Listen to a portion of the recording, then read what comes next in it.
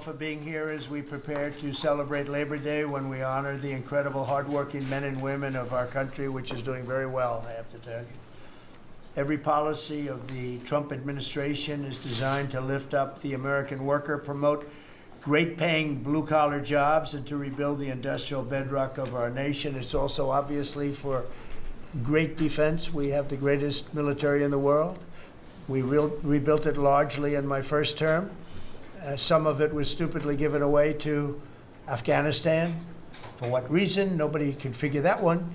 But it was still a relatively small amount of what, if you compare. The concept of what they did, however, is just incredible. But the country is doing well. We're respected all over the world like never before, probably. We went to NATO, as you know, and they went from 2% to 5% of GDP.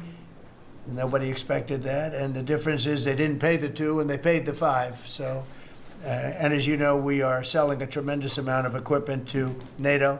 We're not spending any money, we're making money, but I don't want to talk about making. I want to talk about we're no longer involved with funding Ukraine, but we are involved with trying to stop the war or the killing in Ukraine. So we're selling missiles and military equipment, millions and millions, and ultimately billions of dollars to the NATO people, where I'm very friendly and we have a great relationship. But that was an amazing trip.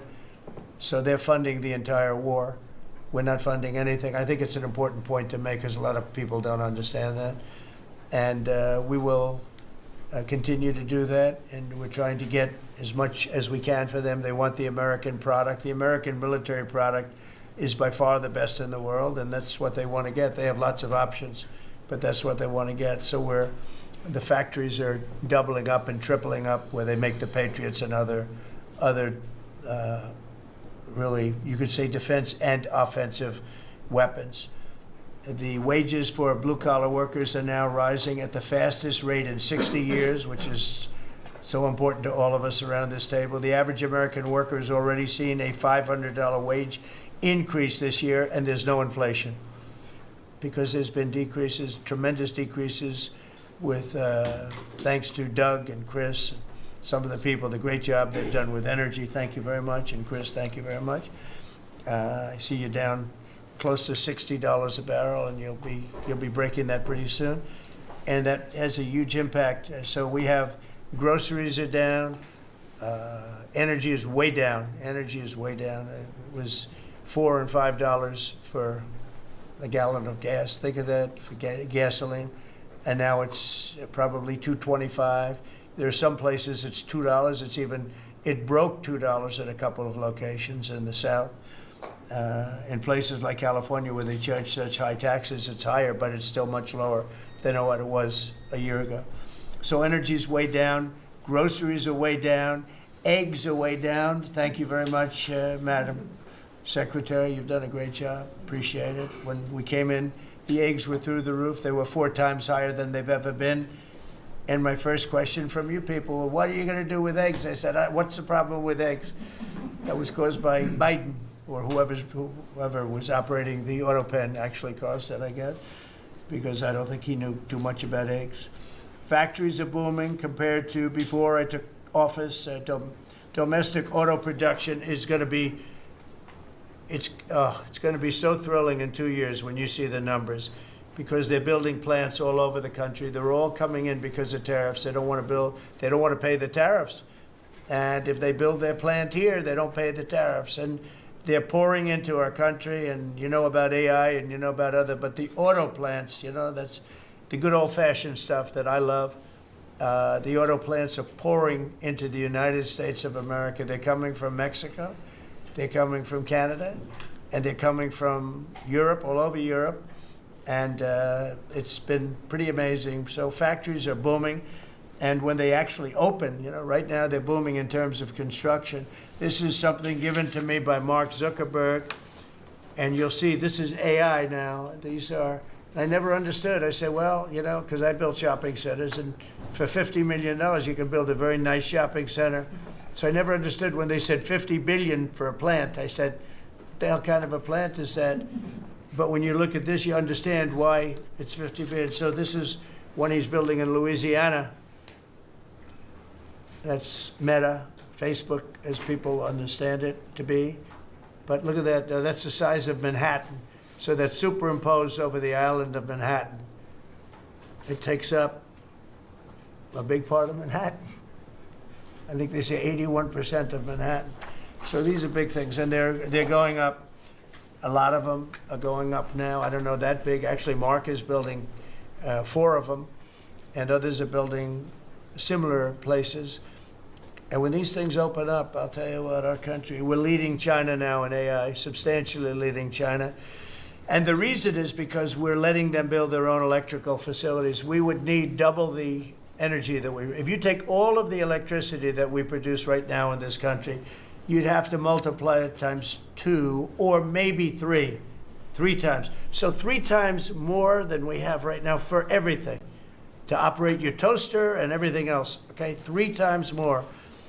And the way we are able to succeed, because China goes out and builds these massive plants. They're right now building 58 coal, in this case, almost all coal-fired plants. And coal is back with this country too, by the way. You know, there's a reason they use it, because it's good. It works for them. And we call it clean coal. We don't call it coal. We call it clean, even very clean coal. But we have coal going up. We have nuclear going up. Nuclear is very much in vogue now. It's safe and inexpensive and great. We don't allow windmills. We're not allowing any windmills to go up. I mean, unless there's a legal situation where somebody committed to it a long time ago, we don't allow windmills. And we don't want the solar panels that I was speaking with the secretary about, because they take up, you know, thousands of acres of our farmland. You see these big, ugly patches of black plastic that comes from China.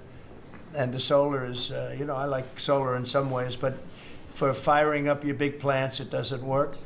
It's very unstable, but it really takes up your farm. The farmers are saying, you know, they're building these massive blotches in the middle of the fields all over the country. It's so crazy. It's so crazy. So we're not heavy into that at all. And windmills, we're just not going to allow them. They're ruining our country. They're ruining everyone. If you look at, I hate to mention countries, but you look at the UK, what's happened at UK, they have energy costs have gone through the roof. It's because of wind. They want to do everything, close up the northern parts of the country. They have oil that's tremendous, and they closed it up, and they've been, I tell them, you're my friends, but man, you're going to have a bad awakening very soon. It's going to be very bad. They're ugly, they don't work, they kill your birds, they're bad for the environment. And if you look at them from a house, your house is worth less than 50%.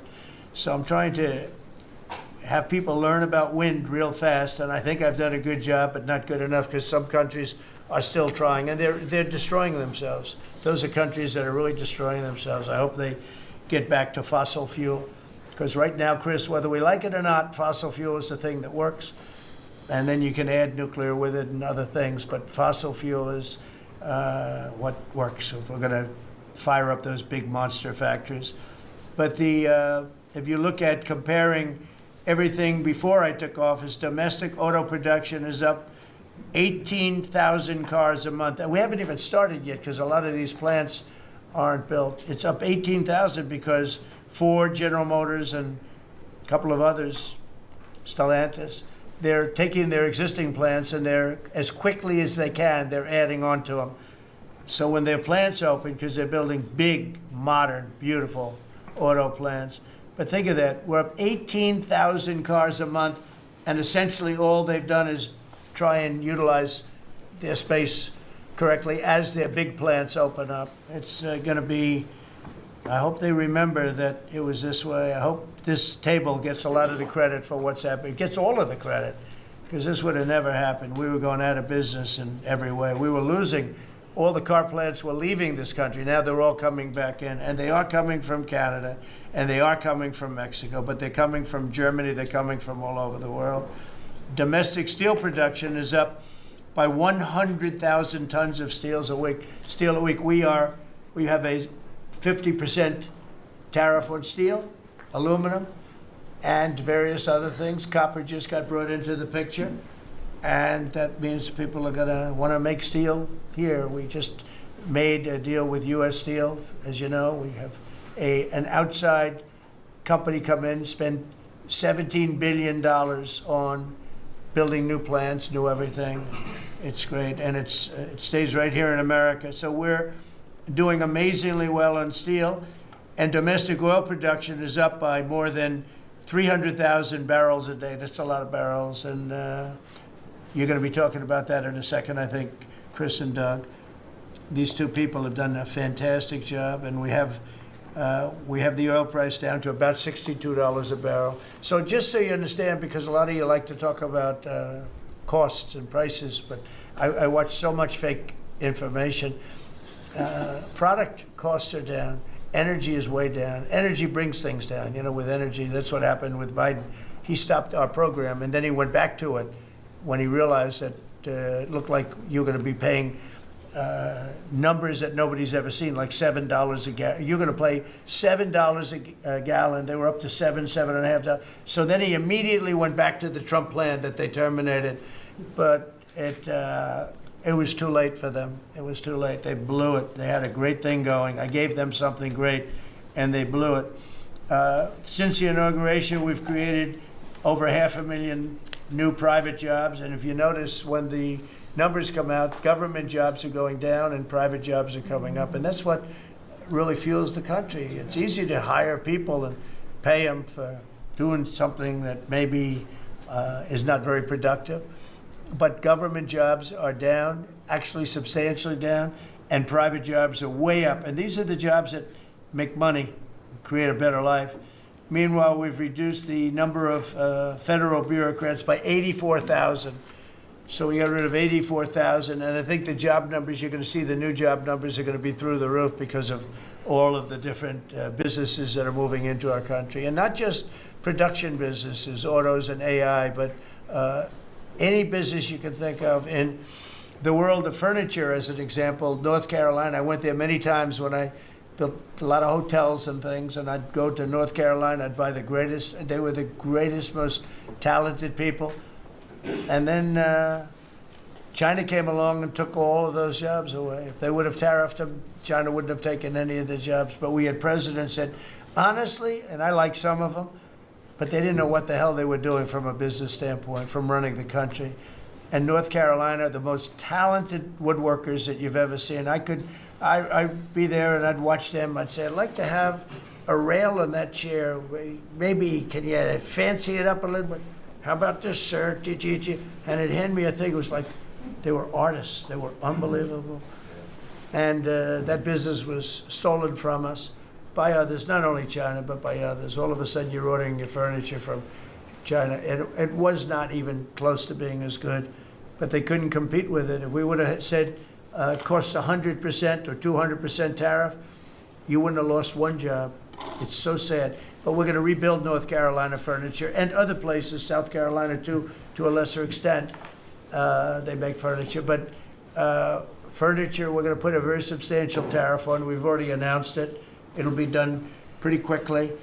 And when that happens, everyone's going to start. I just tell you, North Carolina, go out and start getting the grandchildren and the children, start teaching them, because some of those incredible artists that I knew as young people, they're older people now, but they still have the talent and they have time left, but they're going to be teaching their sons and their daughters and their grandchildren, and it's going to be a beautiful thing to see. It's going to happen like magic. It's going to happen without question. It's not like, gee, I hope it happens. It's going to happen.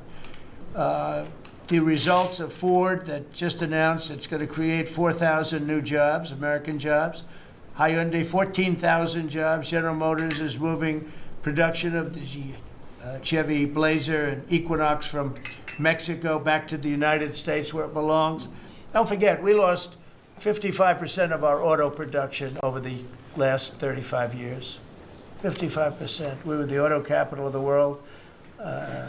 Like there was nobody even think about challenging us. We lost 55% of it to Mexico, Canada, China, a lot to China, and other countries. And it's all coming back. We will be bigger a couple of years, we'll be bigger than we ever were. We'll be more dominant. We'll be bigger. We make great product, too. We're starting to make really great product. We're going to be bigger than we ever were. We're going to be at the level that it was when we were the only one that really, we sold to the world. And we're going to be back selling to ourselves and other parts of the world. It's not going to be the same, but it's going to be equally as important as it was in the heyday 30 years ago. But we lost more than 50% of the automaking capacity. In fact, the unions, the auto unions, as you know, the top guy didn't know me, didn't like me, and now he likes me. He says, man, I can't believe what Trump has done. But the auto workers voted for me. They understood better than anybody else. The auto workers, the Teamsters voted for me. Teamsters are great. They all voted for me. No Republican has ever gotten the support of the Teamsters and the auto workers. And now the head of the auto workers, I mean, it's so amazing. I watch them on television there. They can't even believe what happened. And I told them all what was going to happen. We secured new market access for American agricultural exports all over the world. Our secretary is doing a great job. Thank you, Brooke. And we have negotiated historic trade deals with the United Kingdom, China, Indonesia, Vietnam, the Philippines, Japan, South Korea, who was here yesterday, and the European Union. Foreign nations are now paying hundreds of billions of dollars straight into our treasury, and numbers that nobody's ever seen before. As you know, we made trade deals with a lot of countries, and many of those countries, just to be able to sit at the table, are paying us hundreds of billions of dollars. We made a trade deal with the European Union. They were rough on us for a long time, and now we have a very good deal. We made that with them.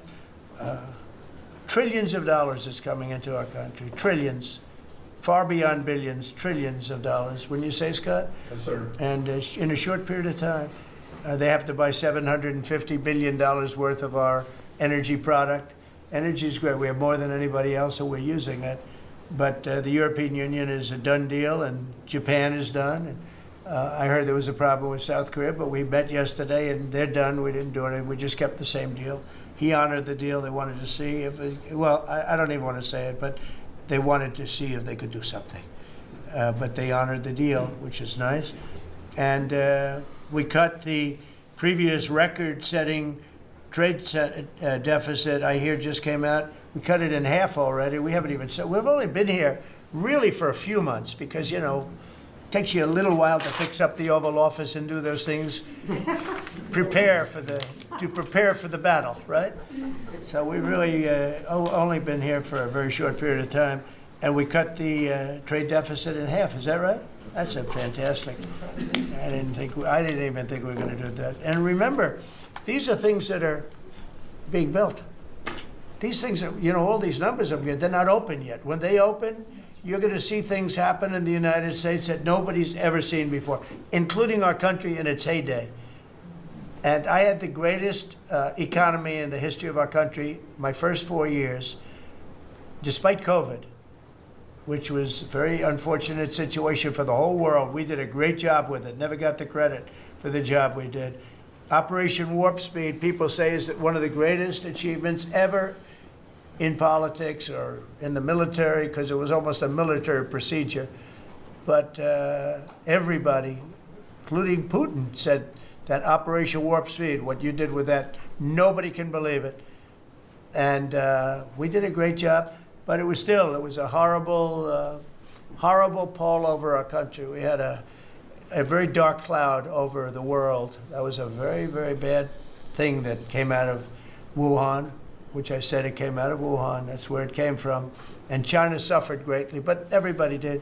But we did a good job with that, as good as you could possibly do, and we came back, and now we're stronger than ever before. If I didn't win this election, this country was gone. I'm telling you, economically it was gone. None of the things that we're talking about would have happened. The whole world was robbing us blind. Friend and foe. They were stealing our jobs, our money, our factories. They were stealing everything. We would have been a shell. We would have been a bankrupt, broken shell. And that's the way it is. But we're doing just the opposite. Stronger than we've ever been. Last month, in a landmark achievement, I also proudly signed the largest working class tax cuts in American history. So the bill that I'm not going to use the term great, big, beautiful. That was good for getting it approved, but it's not good for explaining to people what it's all about. It's a massive tax cut for the middle class. It's a massive tax cut for jobs. And it's, I mean, think of it, no tax on tips, no tax on Social Security. So seniors, I don't know how you can vote for anybody else. And, just think of that. And no tax on overtime. So you work overtime, you don't have to pay tax on overtime. That's good. The Democrats don't know what they're going to do. So they have, like, this soundbite. They have all these sound bites. They send it out. I don't know. Some guy sends out a word, and everybody uses it, including the fake news. Some of you are here right now. I'm looking at you. And it's death. They use the word death. No, it's actually life. It's almost like a newborn life. It's not death. That's their soundbite. The bill is death. It's not. We strengthen Social Security. We strengthen Medicare, Medicaid. The job we've done on Social Security is, if the Democrats got in, Social Security is over because the country's going to fail. There won't be any Social Security. And I made that pledge to you. We're going to take care of Social Security, Medicare, Medicaid, and we're doing that in spades because the country is becoming so successful again. And it hasn't been this successful. I think in the end, it will never have been this successful. I don't think it'll even be close with what's happening. Every American is seeing a tax cut as a result of the bill. The average police officer will keep an extra $1,000 a year at least in overtime, and the average waiter or waitress will keep nearly $2,000 extra in the fact that they would have had to pay that kind of money on tips. And I never realized that the government was so strong on that. But waitresses, waiters would tell me that the government would go after them. Like it was horrible. That's how it all started with me. It just was incredible. And the biggest thing was, again, the $4 trillion that they found. I said, well, that was nice. They should have announced it. I could have told them that. And I don't know. It should be simple. But a lot of people didn't understand it. Actually, a lot of good people didn't understand it. But now they're saying, Trump was right. They've never seen anything like this. And I don't know what it is, Scott. They didn't understand what we were trying to explain to them was going to happen. Everybody's moving back to the United States because they don't want to pay a tax. If they're not here, they have to pay a tax. And it didn't seem that complicated, but it's working at a level that nobody can imagine. This is working $4 trillion, but that's a big number. It's a number that nobody ever heard of before. But $4 trillion is exciting. But that's nothing compared to what's happening, because these places haven't even opened yet. Some of them haven't even started hiring yet. They're under construction. So it's construction jobs, but it's not the big number, and the big numbers, when they open, they're going to be very successful. It's a revolution. We're also working on things to ensure that the awesome power of artificial intelligence is used to benefit all Americans, including American workers and also American children. In that spirit, our wonderful First Lady has just announced a presidential AI challenge. It's going to be a very good challenge, I can tell you.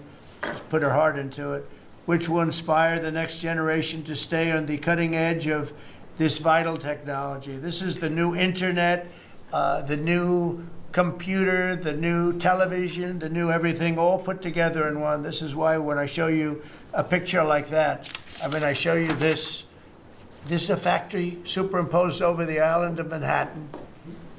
And you have many of them being built right now all over the country, or soon to start. Some of them have started. This one has actually started. That's in the great state of Louisiana.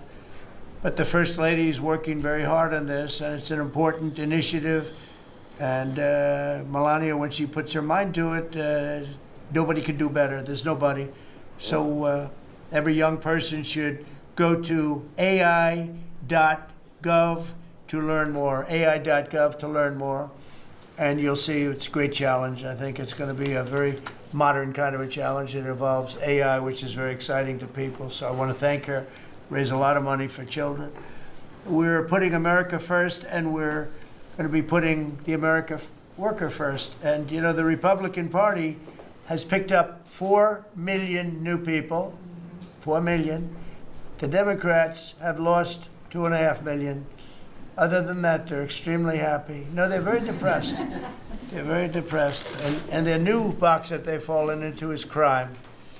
There was a consultant on one of the shows this morning I was watching. I thought he was very good. He's a Democrat consultant.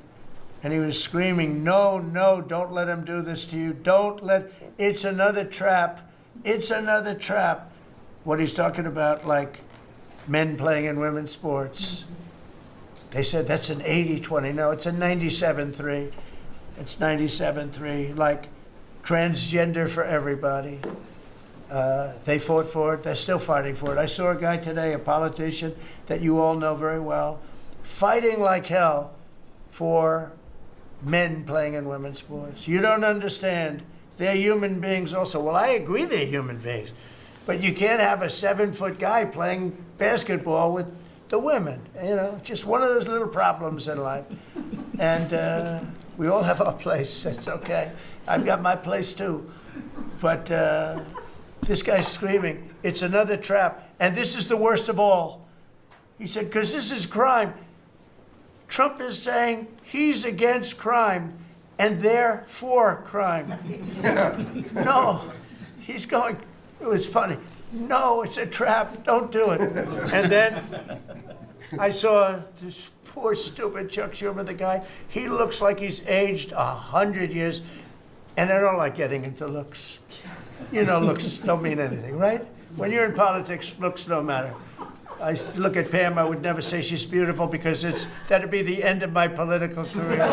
Laurie, secretary. But I will tell you, this is the best of all. And they're going to fight me.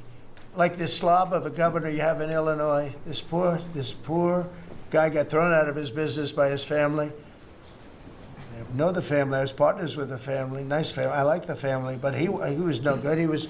They threw him out. He's governor of Illinois, and he goes about Trump, we don't need his help. Chicago is the worst. These places are really bad. Crime in D.C. was the worst it ever was. You know, they make up stories. Crime in D.C. was the worst ever in history. And now, over the last 13 days, we've worked so hard. And we've taken so many, there are many left, but we've taken so many criminals, over 1,000. I watched a man from Maryland who said to me, I mean, sir, you're the greatest president. You're doing an unbelievable job. What a great job. Governor Moore, has anyone heard of him? Mm-hmm. He's another hopeful for president. I don't think so. But I met him, and I didn't realize it was on camera. Did you see they caught him on camera? I was at a game, I don't know, like the Army-Navy game or something, and I met him in a hallway. And as usual, you do your job very well. One of these great cameramen had it on tape. But I met this gentleman. I never met him before. Sir, you're doing a great job. You're doing an unbelievable job. Thank you very much. But then he goes on television and says, oh, Trump is a dictator. He's a dictator.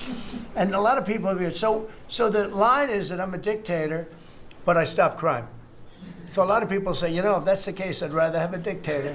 But I'm not a dictator. I just know how to stop crime. And you would think that Illinois would have such a problem with crime, such a bad governor. He should be calling me, and he should be saying, could you send over the troops, please? It's out of control. It's out of control. In New York, it's out of control. Not as bad as Illinois, by the way. Not even close. In California, you would have not had the Olympics had I not sent in the troops, sent in the National Guard. They did a fantastic job. We have the Olympics. We have the World Cup coming. I got them in my first term, and I was really sad because I said, oh, boy, I got them, and I won't be president. And little things happen. Thank you, God. Thank you. Little things happen. Think of it. You could ask Johnny. Johnny would tell you, he's the head of World Cup. He's a great guy, too, great commissioner. But he's the head of the World Cup. He said, Trump is the only reason we're doing this. And the sad part is that I was not going to have it. I would have to be, probably I wouldn't have even been invited to the game, depending on who's president, right? And I got that. I did not get 250, okay? The 250th anniversary, I did not get. I'd like to claim it, if I might, but I didn't get that. That was whether I was president or not, it was still 250. I'd like to take credit for it. What I will take credit for is we're going to have a better celebration under Trump than you would have had under some stuff. That I'll take care of. We're going to have a safer place, Christy, because of you and Tom Holman and everybody, right? But, so we have 250 coming up. We have the World Cup coming up, which is like having 45 Super Bowls. And we have the Olympics coming up. So we're going to have a very exciting 3.5 years remaining. We're going to have a very exciting, it's going to be done properly. So I just want to tell you, our country's in incredible shape. Our military is strong and powerful and respected. We had some fantastic decisions from the Supreme Court that let us put the people into the military and other businesses that are best for the job, as opposed to some woke reason that was killing our country. That was a very strong, very powerful. You can now go into a company based on your ability, as opposed to being forced in based on some factor that cannot make our country great. That was a big decision, very, very big decision. And we've had a lot of great decisions, and we've all made some great decisions sitting around this table. I want to thank Scott. Unbelievable what's happening financially with you and Howard. And Vice President's involved in everything, and he's been great. And Marco has been, really, I think you're born for this job. I don't think you should ever run for another office, actually. I don't think you should, really. You're so good at this. He is so good. And everybody likes him, everybody likes him. But everybody, much more importantly than like, I think you would say, is respect. They respect Marco. They respect all the people around the table. So what I'd like to do is, I'd like to go around the table. You seem to like it. Your audience seems to like it based on ratings. And I want to mention, about crime, because we have a young lady here, Iris, of Epoch Times. You're Iris, aren't you, huh? And I heard you were very savagely mugged in the city, and we're not going to let that happen under this administration. That was last year. And would you like to mention what happened? Of course. So first of all, thank you, Mr. President. Do you want to listen to this? For having me here to share my story to the room and to the broader public. My name is Iris Tao. I'm a White House correspondent for NTD, the sister media of the Epoch Times. So more than 2 years ago, it was a Saturday morning in broad daylight. I was on my way to work, and a young man with a black ski mask pointed a gun at my face and threatened me to hand over my phone, my wallet, my laptop, and everything else. And when I refused, he used the butt of his handgun to strike me across the face, in the cheek, or what some people call pistol whip me, before running away. And that has deeply traumatized myself and my family. Ever since, I've never dared to walk in the street of DC at night, ever. And my family was extremely worried. So, Mr. President, thank you so much for what you're doing right now, because being honest. Such incidents involve not just me, but also my family. If he had shot me, I could have died right there in the middle of nowhere without my families or my friends knowing, at the age of back then, I think 23, just starting my career here in DC without even starting a family. But now I'm very blessed to have this opportunity to. So you had a gun pointed at your head, and you probably figured that he's going to pull the trigger, because these are animals that don't know what the hell, they couldn't care less. The pulling the trigger to him is a very minor event, and I'm sure he's done it before. So how did you, and you did refuse to give it, which would probably, maybe somebody would say that was not the right decision, right? Right. But you refused, but I understand that. So, and then he hit you real hard. Yes. It's really amazing that you weren't shot. That was. I'm very blessed, and that's why having this opportunity to stand here to share my story today. One, I'm very grateful for God for allowing me to still survive to this day, but also to Mr. President. Thank you for now making DC safer. Thank you very much. For us, for our families, for my parents, on my behalf of my parents, and now my baby on the way. Thank you so much.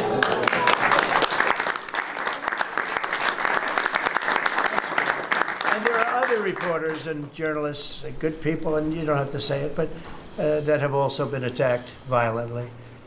And not violently, too, pretty badly. but and I bet you see a big difference in the streets right now.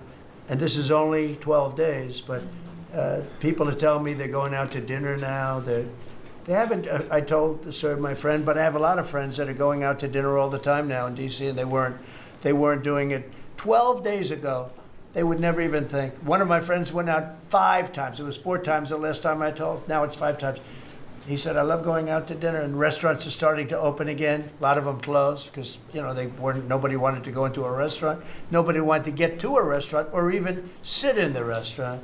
But you see a big difference now, don't you? I do pass by Union Station every day on my way home, and I do feel a lot safer seeing the trucks right outside, seeing the National Guard troops members right outside. It does make me feel like I'm hopeful about DC again, and one day hopefully we can raise our family here. Thank you very much. It's nice, and those are tough troops too.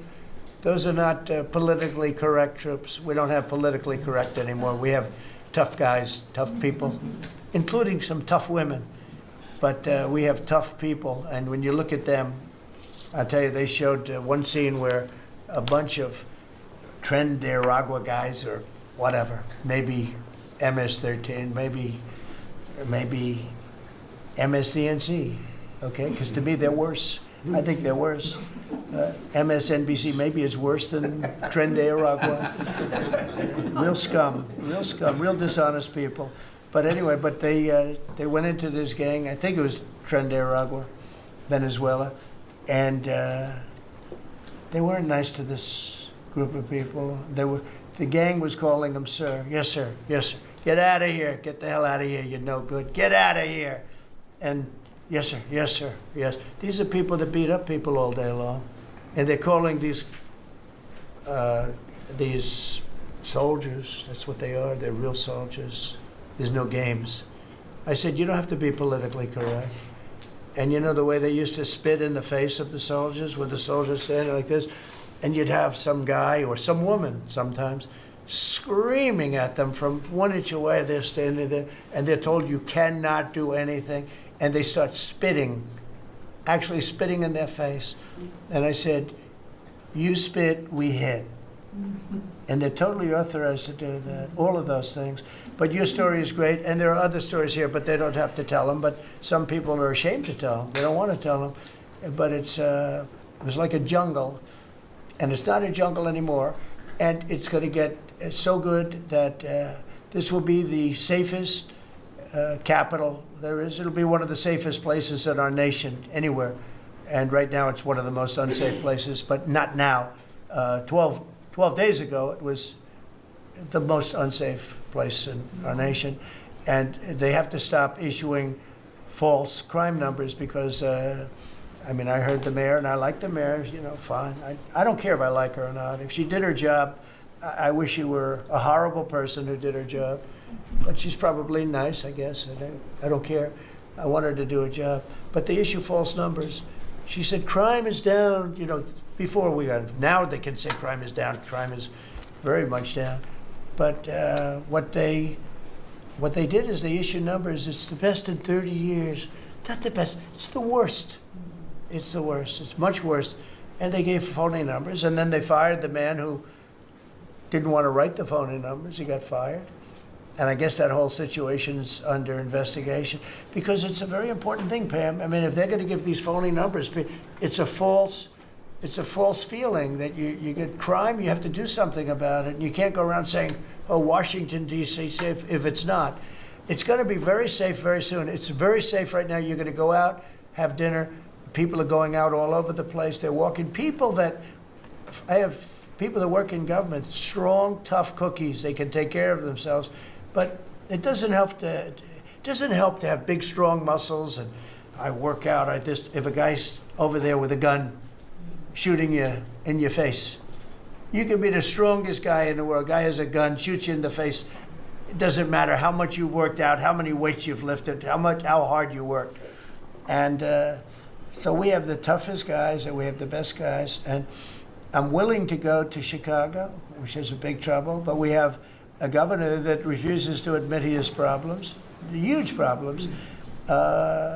Baltimore, Wes Moore was telling me I want to walk with the president. Well, I said, I want to walk with you too someday, But first you got to clean up your crime, because I'm not walking in Baltimore right now. Baltimore is a hellhole. And this guy, I don't even think he knows it. He's another candidate for president. Between him and Newsom, you got some real beauties, I'll tell you. But if we didn't go into Los Angeles, you wouldn't have the Olympics, in my opinion. You wouldn't have the Olympics. We went in, and the sheriff, the boss, said, thank God they're here. You could see his tape. He said, we were not able to control what was happening. That was the sheriff. And he said it loud and clear. And, you know, they're suing us for going in and cleaning up crime. And yet their own sheriff said, on the first or second night, he said, we could have never handled. That was going to be, you were not going to have the Olympics because, or the World Cup, because that would be, there wouldn't be anything left. They shouldn't have lost 25,000 houses. The water was turned off from the Pacific Northwest. And I was after them in my first administration, turn on the water, turn it on. Nobody could have believed this could have happened.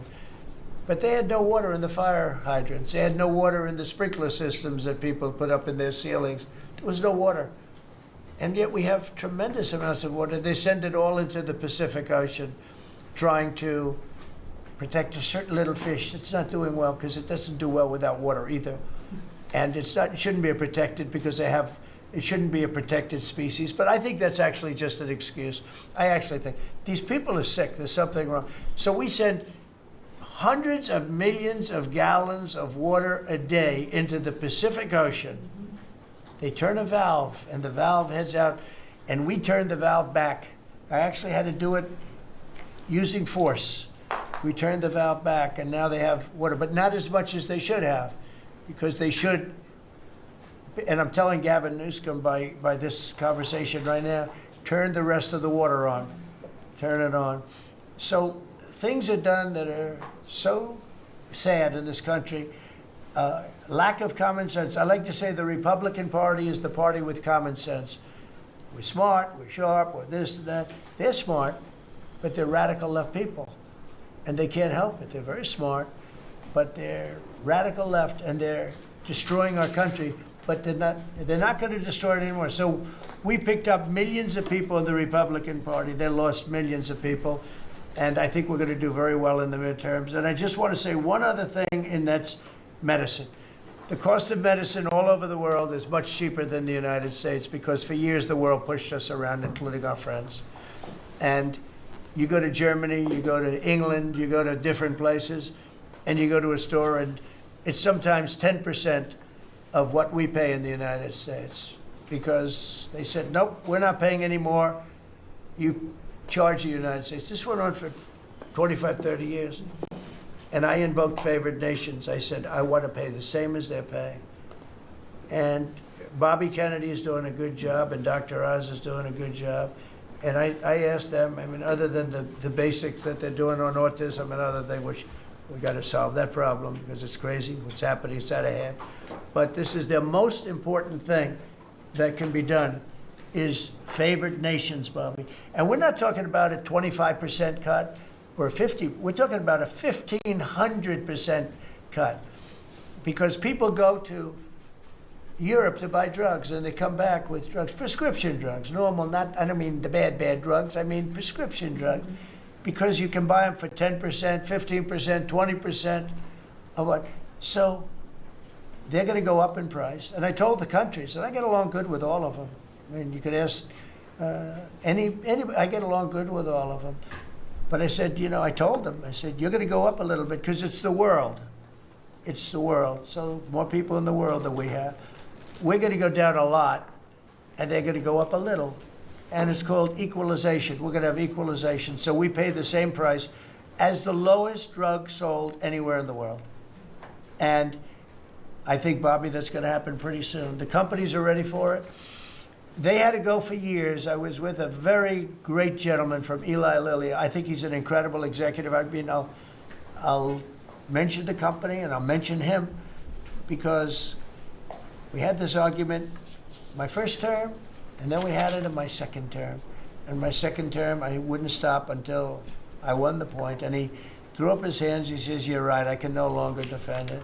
I can no longer defend that a pill that's made by Johnson & Johnson in a factory, in the same factory, in the United States versus a place in Europe or other places, including Canada, by the way, you could buy it for 10% or 15% or 20% the cost of what we're paying. Well, we'd pay 5, 6, 7 times more money. He said, it's the hardest part of my job defending that. I'm not going to do it anymore.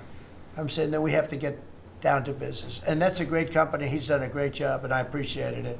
And it really broke the ice because they were sending, well, we have to do research and development. Well, you have to do it for Germany and all these other countries too. Well, they think the United States should bear it. I mean, I heard this stuff and I finally said, it's over.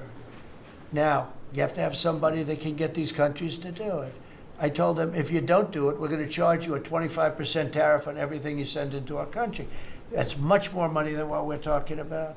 Then we have to get the drug companies to do it, and they'll do it because we have tremendous power over the drug companies too. So we're going to get it done. I just hope we get it done fast, Bobby, because this thing should go fast.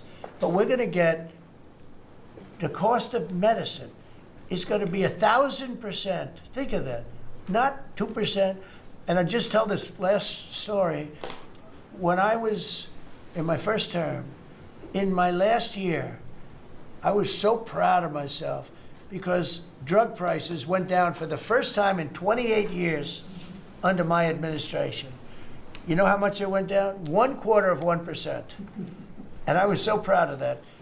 And I held a news conference, I think you'll be able to find it, congratulating myself and my administration because for the first time in 28 years, drug prices went down 1/4%. That isn't tiny, but it still went down. And I thought it was great. And then I realized, you know, it's a very complicated business and formula. You got to be very smart.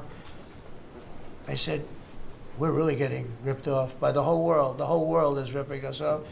And what happened is I got on this kick and I got the drug companies to agree and I got countries to agree. And they're not agreeing because they think I'm a nice person. They're agreeing because I will put charges and costs and tariffs onto them that will be many times more than what they're going to be paying. So the companies are there and the countries are there, and we got to get it done, Bobby. We got to get it done, and we're going to have the biggest price of it. Now, that's going to lower Social Security, Medicare. This is going to lower everything because drugs go for everything. It's going to have the biggest impact, I think, of anything that can possibly be done. But your costs are going to be going down for medicine, for prescription drugs, will be going down at levels that nobody ever thought possible. And that's going to happen in a matter of a very short period of time. Very short. And we're all set with the countries, and we're all set with the companies. That's all you need, the two. And the middleman gets cut out. Under this scenario, the middleman doesn't exist anymore. That was the other thing. They always blamed the middleman. I said, who are the middlemen? Nobody knew who the middleman was. You know, That's right. they had the most complex formula. It was genius, but they didn't get away with it. So I'm counting on Bobby. Do you want to start, Bobby? Maybe we'll start with you. You can start with that and then go on to what we're talking about. We are deep into MFN negotiations, most favored nation status negotiations with 14 companies. Howard Lutnick is a breath of fresh air, and I think he's going to help us get across the finish line with the leverage that we have from there. They're smart. Don't let them get away with it, Howard. Well, the combination of Bobby's MFN and the 232 pharmaceuticals, which we launched together, Right. When you put those two together, it really gives Bobby the tools to go execute your plan. So I'm supporting Bobby as he executes his plan. Good. Right? Yes.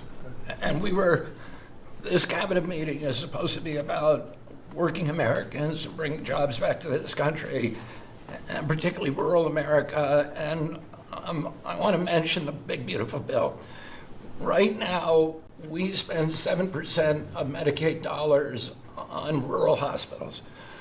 So they're getting the short end of the stick. It's about $19 billion a year.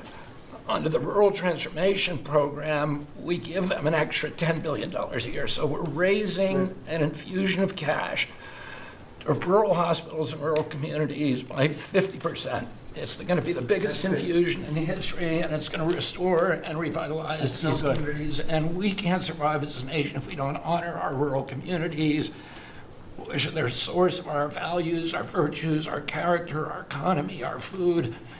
And you are bringing that back. You are bringing those communities back. I wanted to talk, because you mentioned the wind farms, we now have an interdepartmental coalition, a team, which is Doug Burgum and Howard Lutnick and Chris Wright and Pete Hegseth. We're all working on this issue.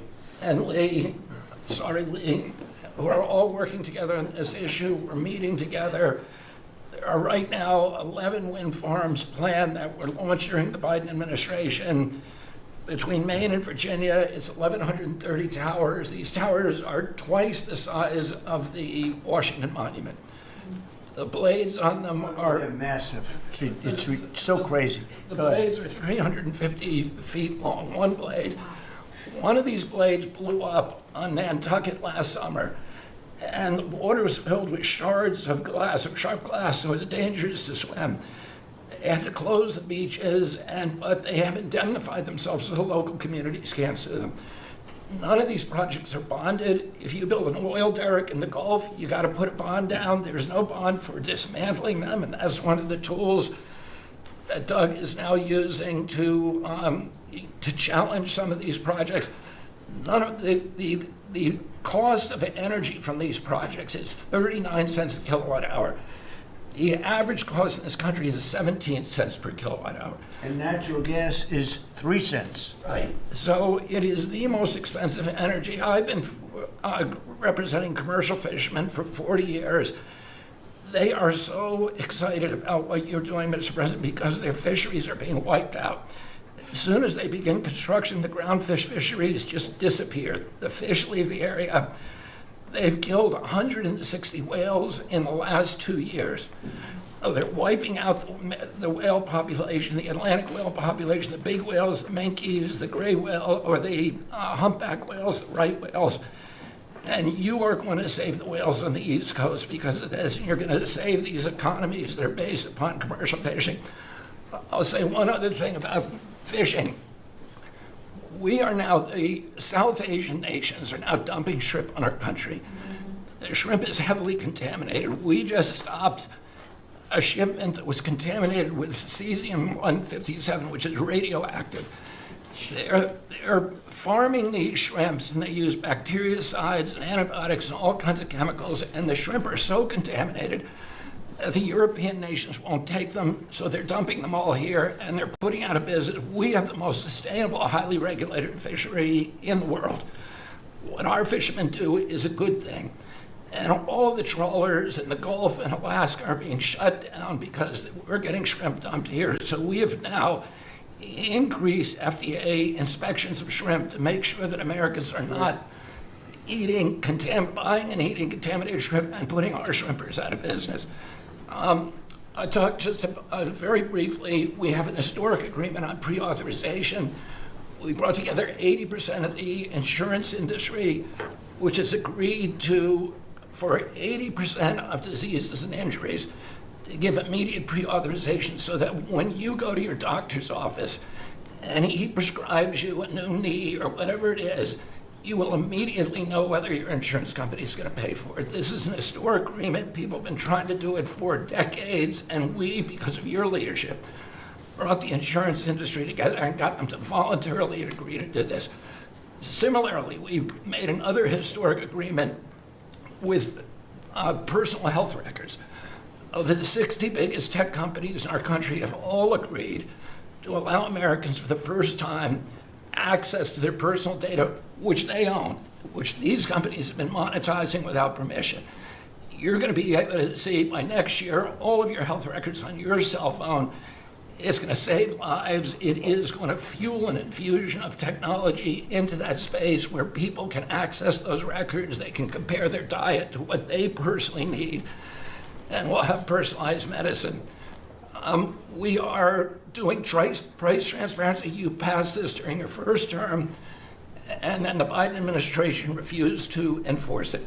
We've now brought at HHS, under your leadership and my leadership, more enforcement actions than during the entire 4 years of the Biden administration. So we're going to have that kind of price transparency. I'm working with Linda on forcing medical schools and the MCATs, the people who administer the MCATs, the people who do accreditations, to put nutrition into medical school education. Right now, 25% of the doctors in this country do not feel competent to give nutritional advice. 70% of diabetes cases can be reversed or ended if you just change people's diets, and the doctors don't know how to advise it. They only know how to prescribe the drugs.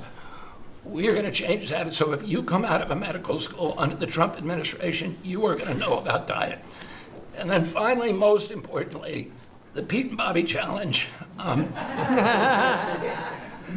want to give an update. I got 5 minutes and 48. It's 100 push-ups, 50 pull-ups, and you try to do it within 10 minutes. I got 5 minutes and 48 seconds. Pete beat me. I'm still bitter at that. 5 minutes and 25. The cabinet leader is Scott Turner. Despite dislocated arm. That's Got good. 5 minutes and 15 seconds. I'm waiting for reports from the rest of the cabinet. The only exemptions currently existing is if you can hit a 50 at Bedminster, which President Trump did with Bryce and DeChambeau. So he's the only one exempt in this room. Everybody else will go for That's great, Bobby. Bobby, autism, if I could I don't want to go too long because we have a lot of people, but the autism is such a tremendous horror show, what's happening in our country and some other countries, but mostly our country. How are you doing on that? We are doing very well. We will have announcements as promised in September. We're finding certain interventions now that are clearly, almost certainly causing autism. And we're going to be able to address those in September. It's such a big day. I'm looking forward to that day because there's something wrong when you see the kind of numbers that you have today versus 20 years ago. And those numbers, what are those numbers, Bob? In 1970, the biggest epidemiological study in history was done in Wisconsin. They looked at 900,000 children, and they were looking for autism. They knew what it looked like, and they were very, very precise about it, and they found an incident rate of 0.7, in other words, less than 1 per every 10,000 children. Today, our most recent numbers are 1 in every 31 kids. It's probably actually much worse than that because California, which has the best collection system, is reporting 1 out of every 19 children, American children, has autism, 1 in every 12.5 boys. So it's gone from less than 1 in 10,000 in 1970 to 1 in 12.5 boys Look at today. those numbers. So there has to be something artificially causing this, meaning a drug or something. And I know you're looking very strongly at different things, and I hope you can come out with that as soon as possible. We will. So 1 in 10,000, and now it's 1 in 31 or 34 or 12 if it's a boy. Can you imagine that? 1 in 12. That's for a boy. 1 out of every 12.5 boys. It's not even believable that could be. And that was 1 in 10,000 not so long ago. I've been hearing these numbers, and they get worse and worse every year. There's got to be something. I think there's nothing, including favored nations and everything else, there's nothing that can be, if you can find out the reason that that's happening, and I know we're gonna do some things. I think it's. We will I think. have that answer I think for we. you. I think we maybe know the reason, and I look forward to that press conference, to be with you in that press conference. That's going to be a great thing. Thank you, Bob. You're doing a great job. Linda, how about it? And we want nothing less than $500 million from Harvard. Don't negotiate, Linda. They've been very bad. Don't negotiate. Go ahead. All of that's working. Well, Mr. President, thank you very much. Since we are focusing today on Labor Day, and I know that Kelly and Lori are both going to echo some of the things that I'll say as well, we are really focusing, on our workforce. But what I'm finding with great joy around the country is that states really are being innovative and working more with middle schools and with high schools to make sure that we are having hands-on learning. There are pathways to jobs that are happening now. And if we see more and more of our community colleges working with our middle schools and our high schools so that high school students are graduating not only with a diploma, but a certificate that they have worked with, perhaps with a Toyota or another company that is coming in, public-private partnerships. And they're learning on the job so that when they graduate from high school, they're ready to go into the workforce, because we know with all of these wonderful jobs that are coming back into the country through AI, through just our normal jobs, that we need electricians, HVAC operators, et cetera. If we don't have this training, we're not going to have the workforce we need for all these wonderful jobs. So governors are really excited about this prospect. I've been now to several states and visited community colleges and tech schools with governors, and they're just all on board for getting this done. I think it's one of the best things that we're hearing relative to the job market. So we're just kind of focusing on that for today. So we're bringing education back to the states, to put it in a more simple fashion. We're going to let the states educate our children again. And, we're rated out of 40 countries, we're 38, 39, or 40. So obviously, it's not working what they've been doing for the last 30, 40 years. And if you go back, the best are like Norway, Denmark, Sweden, some of the other, Finland. They're very highly rated. If you go back to just take a look at anything you want to do, you just look at us in the past. If we gave Iowa or gave Indiana and I don't say every one of them, a guy like Gavin Newsom's not going to do well. Certain states won't do well. But even California, you cut it up into sections. You have Riverside, you have this, you have that. You cut it into 5 sections. And, if you had a good governor, you'd be able to do well. But certain states will be able to compete with Denmark, Norway, Sweden, and everyone. It'll be just as good. So I figure you have close to 40 of those states. Mm-hmm. And then you'll have 10, you'll have 5 that won't be very good. You have 5 disasters, and we'll have to work on those disasters. But for the most part, we will have education that will go zooming up in those charts, just like we have in everything else we've done. And I think it's one of the most important things we're doing at this table. So bringing education back to the states where you have the parents running it, where you have the school boards that are local. We have people running from Washington that have never even been to the state that they're in charge of. They've never even been there, and I don't think they care about it. So we want to close up the Washington buildings, sell the buildings off, let somebody else get rich with the real estate, because it'll be a crime-free city. By the way, speaking of that, anybody murders something in the Capitol, capital punishment, capital punishment. If somebody kills somebody in the Capitol, Washington, D.C., we're going to be seeking the death penalty. And that's a very strong preventative. And everybody that's heard it agrees with it. I don't know if we're ready for it in this country, but where you have it, it is, we have no choice. So in D.C. and Washington, states are going to have to make their own decision. But if somebody kills somebody, like you could have been killed, very lucky you didn't get killed, it's the death penalty, okay? Fantastic job you're doing. Thank you, Linda. Very much appreciated. How are you doing with the colleges, by the way? You're doing some pretty good work in terms of getting them to treat people fairly. Well, interestingly enough, since we've been negotiating with some of the Ivy League schools, I have presidents of universities calling every single week. They want to sit down and talk to us about all of the steps that they are taking, because they would like to not come under the same investigative program, and so it is having its desired effect. That's great. If I shot across the bound, the big guys, people kind of step in line and know you mean business, and we have teeth in these agreements, and I'm proud of the work that we're doing there. Well, they misbehaved, and some of these schools are getting billions and billions of dollars, and they misbehave, so that's it. And So one way or the other, we're going to win that whole thing. It's going to straighten them out. Okay? Thank you. Great job. Lee, please.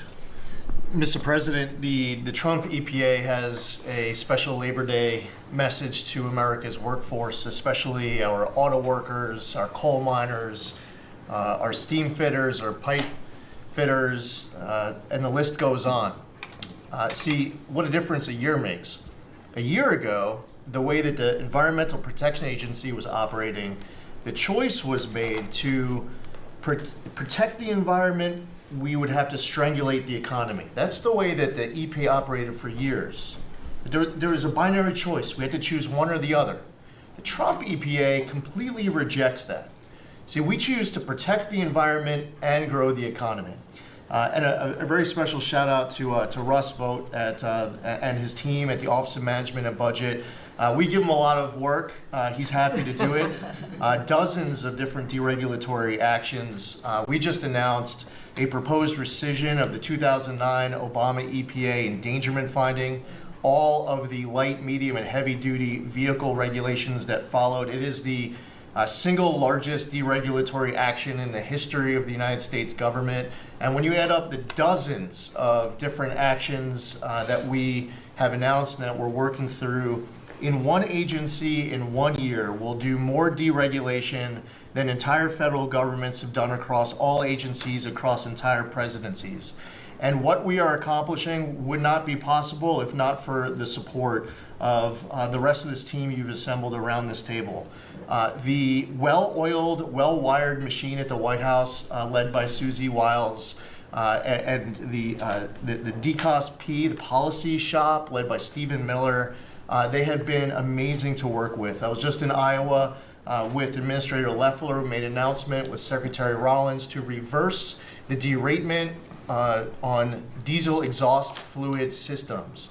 Mr. President, you said you wanted water flowing faster. Working with the Secretary of Energy, we've done our part to do that, to get gas cans flowing faster, to stop that annoying start-stop feature in vehicles. See, people out there might say, well, why are you focused on all of these little things? If it's little to you, it doesn't mean that it's not a very big deal for millions of other Americans. The charge was clear when you called me in November and you asked me to do this job. Clean air, land, and water for all Americans. Unleash energy dominance. Advance cooperative federalism. Permitting reform. Make America the AI capital of the world. Bring back American auto jobs. What we are accomplishing now, again, wouldn't be possible if not for your leadership. I'm grateful to the American people for electing you and our amazing Vice President. I was just in Mexico City announcing and signing on behalf of the Trump administration an agreement with Mexico for a permanent solution for the Tijuana River sewage crisis, which you have been so outspoken and passionate about in our conversations. It would not be possible if not for Secretary Rubio, Deputy Secretary Landau, U.S. Ambassador to Mexico Johnson. The team at the State Department has been incredible. The work with the NEDC on permitting, to be able to get new pipelines built, to get new factories started. And the list, it's amazing. So, somebody out there might not realize the relationship between the Environmental Protection Agency and the Department of Defense. The amount of work with Secretary Hegseth and the Army Corps, from responding to the LA wildfires, to getting more water flowing in California, which is also something that Secretary Burgum is involved with, to helping the farmers, the ranchers and landowners to revise the waters of the United States definition so they don't have to go hire an attorney or a consultant to tell them whether or not a water on their property is subject to federal regulation.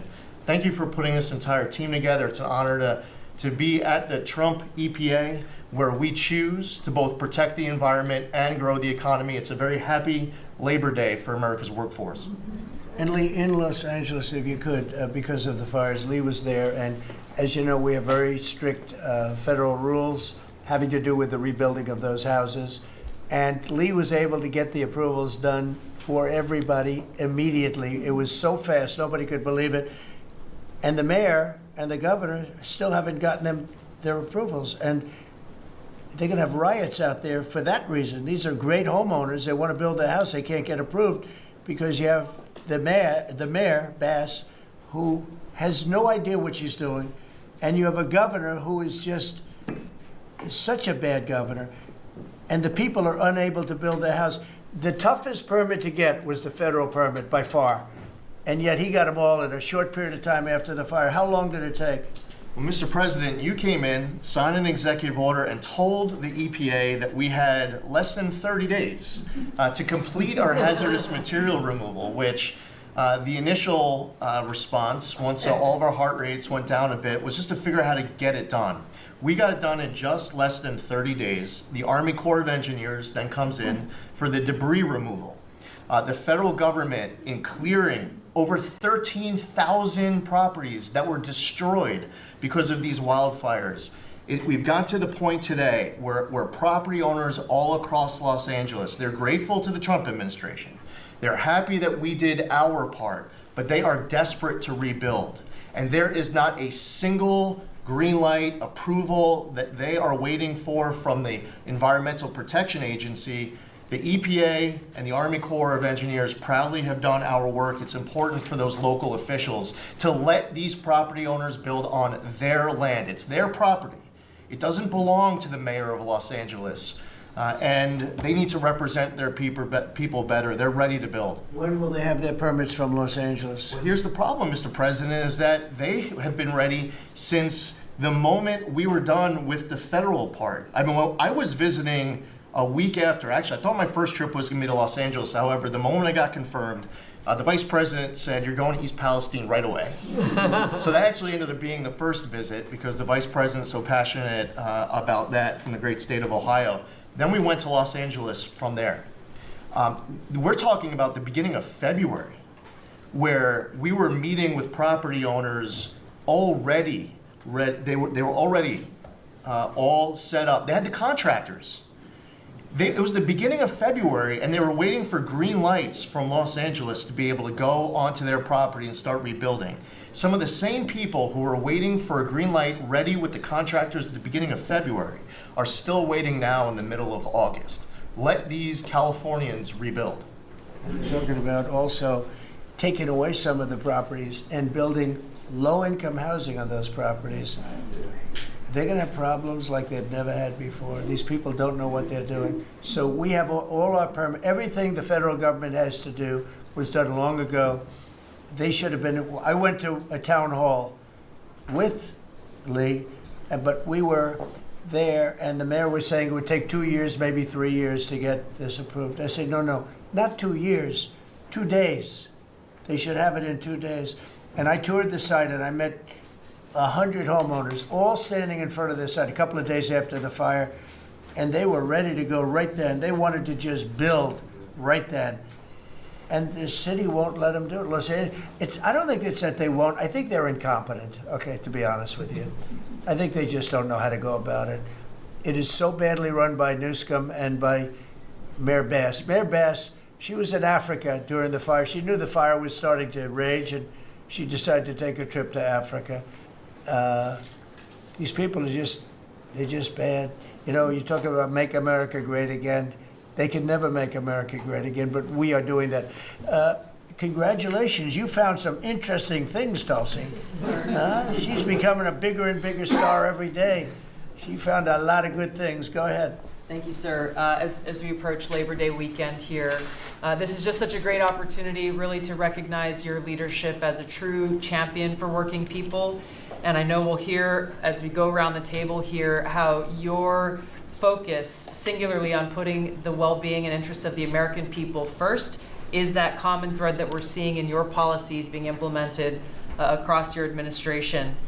For ODNI, number one, our focus is and must always be making sure that our intelligence community is focused on our mission, keeping the American people safe, secure, and free. We're doing great work on this front. I'll point out our National Counterterrorism Center, led by Director Joe Kent, are working across different agencies with Homeland Security, DEA, FBI, and others to catch terrorists, both those who are trying to come into our country, those who may already be in our country. They are finding the worst of the cartel bosses and making sure that they're not able to continue to wreak havoc and terror in our communities. Secondly, Mr. President, you have charged me with the mission of finding the truth and telling the truth to the American people. And we've exposed some of the worst examples of the weaponization of intelligence in the last several weeks. I will continue down that mission and that path wherever it leads. Transparency, telling the truth, is what will drive true accountability for the American people who deserve nothing less. And lastly, Mr. President, all of us are charged with being good stewards of taxpayer dollars. I've gone through a reorganization for ODNI that we've announced in the last week. We've cut nearly half of redundant, unnecessary functions within ODNI, saving taxpayers over $700 million a year. We will continue focusing on our core mission in keeping the American people safe, and appreciate your leadership and your focus on this most critical task. And you've also found many bags of information. I think they call them burn bags. They're supposed to be burned and they didn't get burned, having to do with how corrupt the 2020 election was. And when will that all come out? Mr. President, I will be the first to brief you once we have that information collected. But you're right, we are finding documents literally tucked away in the back of safes in random offices in these bags and in other areas, which again speaks to the intent of those who are trying to hide the truth from the American people and trying to cover up the politicization that was led by people like John Brennan and James Clapper and others that have caused really immeasurable harm to the American people and to our country. Great job. Thank you. We look forward to hearing it. The public looks forward. Thank you very much. Administrator? Thank you, Mr. President. Well, everyone knows there's no stronger advocate for hardworking American families than you, sir. Thank you for the largest tax cut in American history for working families. The average family of four is going to save about $10,000 take-home pay more a year. And what we're seeing is an increase in the child tax credit, the increase in the standard deduction. Hardworking families are going to benefit from this bill, and small businesses. There's no bigger beneficiary than Main Street, because small business makes up 99% of all businesses in this country. I've traveled to nearly half of our states, 24 unique states. I've made 40 state visits. In fact, I was with our great vice president at a small business manufacturer in Georgia last week. I was with a trucking company in Ohio. I was in Michigan at a motorcycle manufacturer. The return of Made in America is going to be driven by small businesses, because 98% of all of our manufacturers in America are small and medium businesses, 600,000 factories that employ 5 million people. And as Secretary McMahon mentioned, this work-based learning that is going on in professional and trade schools is real. I've visited them from Utah to Maine to Georgia and seen this revolution in education happening. So small businesses need skilled labor. Now that you solve for inflation, for the taxes, every Democrat voted for a $4 trillion tax increase on the backs of hardworking Americans. And so you prevented that. And now we've got fair trade. And thanks to Administrator Zeldin, we're seeing deregulation. I mean, this diesel exhaust fluid crushed farmers and construction and other heavy industry. So rolling that back makes a real difference for small business. And your domestic economic agenda is amplified through small businesses, which is why small business optimism is above its 53-year average, finally. And so Main Street appreciates it. What Main Street wants now is a rate cut. They feel burdened by high interest rates. They would grow, hire, and expand more if they could, but the interest rates are really hurting them. And finally, I want to say thank you for your executive order on debanking. We're about to announce a major investigation on debanking. It happened to you and your family. It happened to me. It happened to thousands and thousands of Americans, and unfortunately, disproportionately on those that had conservative values, on Christians, on pro-life, on 2A businesses. And so we're going to be talking to the banks about that. The SBA operates the largest government business loan program in the federal government. We have a network of 5,000 banks, so we're going to be making sure that that never happens to anyone again. Great job. You're doing a great job. Thank you very much. Christy? Well, Mr. President, first of all, thank you for the opportunity to work for you. And You committed when you ran for president to make America safe again. And today the average family and individual that lives in this country is safer than they've been in years because of what you've done. We've got 3 months in a row now with 0 illegal aliens coming into this country. And I want to thank Pete and the Department of Defense for all of their help. They're down at the border with us still, helping us keep that border secure and make sure we know who's coming into this country. You've arrested and brought to justice hundreds of thousands of illegal aliens, but criminals that have perpetuated violence against American people. Sir, you've had 1.6 million people voluntarily go home to their home countries that were here in this country illegally. Because of your strong message and you enforcing the law, they decided to go home on their own so that they could come back the right way someday and be American citizens. But what I think is one of the most remarkable statistics is that under Joe Biden's administration, 88% of new jobs went to foreign-born individuals. Under your administration, 2.5 Americans have jobs today that they didn't under the previous administration. And they have those jobs because you created opportunities. You made this country safe. You opened up the economy. You enforced the law. Now people can get up and provide for their families and go to work every day and be confident in that. And the last thing I would say is that it's incredibly important to know that every one of those illegal aliens that has gone home, they were costing us about $8,700 to $9,000 a piece in what they were taking out of our social programs, out of Social Security. You've saved this country billions of dollars, about $15 billion, just in what those illegal aliens were costing us in social programs. I've cut over 450 different contracts at the Department of Homeland Security. We're getting rid of corrupt ones that were not efficient for taxpayers, weren't focused on our mission of keeping us safe. And we've also renegotiated and brought in our biggest vendors and said you have to do better. And we've saved the taxpayers over $13 billion doing that as well. So we're continuing to be accountable with taxpayer dollars, but sir, focused on doing the mission of what you've committed, and that's to keep us safe and to make sure we put Americans first. Great job, and great job on the border. We had millions and millions of people coming in. To think 3 months in a row, 0. Incredible. That's some job. Thank Tom and everybody, and Pete, good job. Not surprised. Thank you very much. Chris, please. Chrissy. Sorry about that, Mr. President.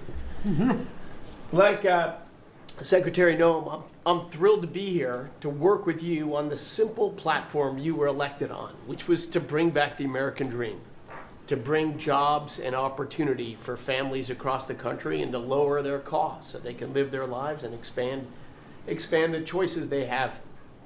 You led off today talking about gasoline prices. I'll throw in diesel. If you correct for inflation, they're at multi-decade lows. This is a huge expense. This is a huge constraint on people's lives. We should celebrate that. Natural gas has become our main industrial fuel powering factories around the country. Natural gas prices are quite low in this country, and they're lower than in any country in the world. The reason for that is the United States produces 2 times more natural gas than the second largest natural gas producer in the world, and 4 times more natural gas than the number 3 and number 4 producers in the world. So you've opened up American opportunity and energy together with the work of Secretary Burgum, Administrator Zeldin, Secretary Lutnick, Secretary Rawlins. You know, we've made it easy to produce energy in America again, and those benefits are flowing. I could go on about this stuff forever, but let me talk about one specific area of energy, electricity. That's in the front of people's minds. When the day you were inaugurated, we get hold of all the data, and we can look at the resource plans of utilities across the country. What you inherited when you arrived was a plan over the next 5 years to close 100 gigawatts of reliable electric generation. So that's 100 large power plants. Now that was offset with the plan to build 22 gigawatts of reliable electricity generation. Their plan was to close more than 4 times as much electricity generating capacity as they were going to build in that 5-year period. how do we lead the world in artificial intelligence if we're shrinking our supply of reliable electricity? How do we reshore steel and aluminum and automobiles and semiconductors and all those jobs Americans want back in our country when we're degrading and shrinking our energy system? We were going to hand that leadership to China in artificial intelligence, not just to our economic loss, but to our huge national security loss. Your team around this table, and almost everyone around this table is involved in it, is just to completely pivot dramatically. We're stopping the closure of all these plants way before their retirement date. Some plants get to their end of life. That's a small percent of the planned closures. Most of those were just political nonsense at the cost to American taxpayers. So we have rapid new construction of power plants under in the United States. We're doing everything we can with suppliers who build the equipment for these power plants. They've got to build their factories bigger to build power plants in America. People thought those days were past. We weren't going to build big things in America anymore. We're just going to keep sending it over to Asia and overseas and just buy other people's stuff. Totally nuts economically, totally nuts for national security, and of course crushing for working Americans, particularly Americans that work with their hands. But we are seeing a revitalization of those people, of that optimism. You showed that picture of that plant being built in Arkansas, dozens of those under construction, just in artificial intelligence. But the reshoring of steel, of aluminum, of plastics, of fertilizer, semiconductors, like this, America's the land of opportunity. How did we get to become this awesome nation? Because we believed in the American dream and we leaned in on it. But the wealthy in our country and the coastal elites that live away from where stuff's actually made, they just lost their way, and politicians just let them have it. Your tireless campaign and your relentless messaging made people realize the American dream isn't dead. It's just been smothered, and we're unsmothering it and setting it loose. God bless your efforts. God bless your assembly of this team around this table. We're bringing the American dream back. Thank you, Chris. Great job you're doing. Appreciate it. Lori, please. Mr. President, everybody here who spoke works at the Department of Labor, clearly, which I love. They have all the correct talking points, but I think that's a testament, again, that we are all working together every single day. We talk to each other often, and the workforce, the skilled workforce, the education factor, retirees, it's been so important because they all touch the Department of Labor, and I have the opportunity to work with every single one. If you all haven't stopped by the Department of Labor, Mr. President, I invite you to see your big, beautiful face on a banner in front of the Department of Labor, because you are really the transformational president of the American worker, along with the American flag and President Roosevelt, because we're bringing business and labor together. And I was so honored to unveil that yesterday, and everybody is taking note of that. You also mentioned crime, and I think it's been important for my colleagues to recognize that now American workers can return to work and feel safe. That business owners aren't shutting down their businesses because they're afraid they can't protect their workers, and now it's open for business again, and it's starting right here in our nation's capital.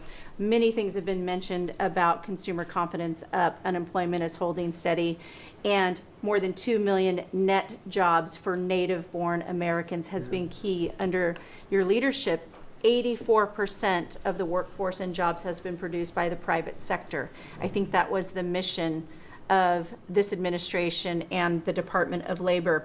And I will continue to say for a little bit longer, until I heard you today, the one big beautiful bill, because it equals one big beautiful workforce.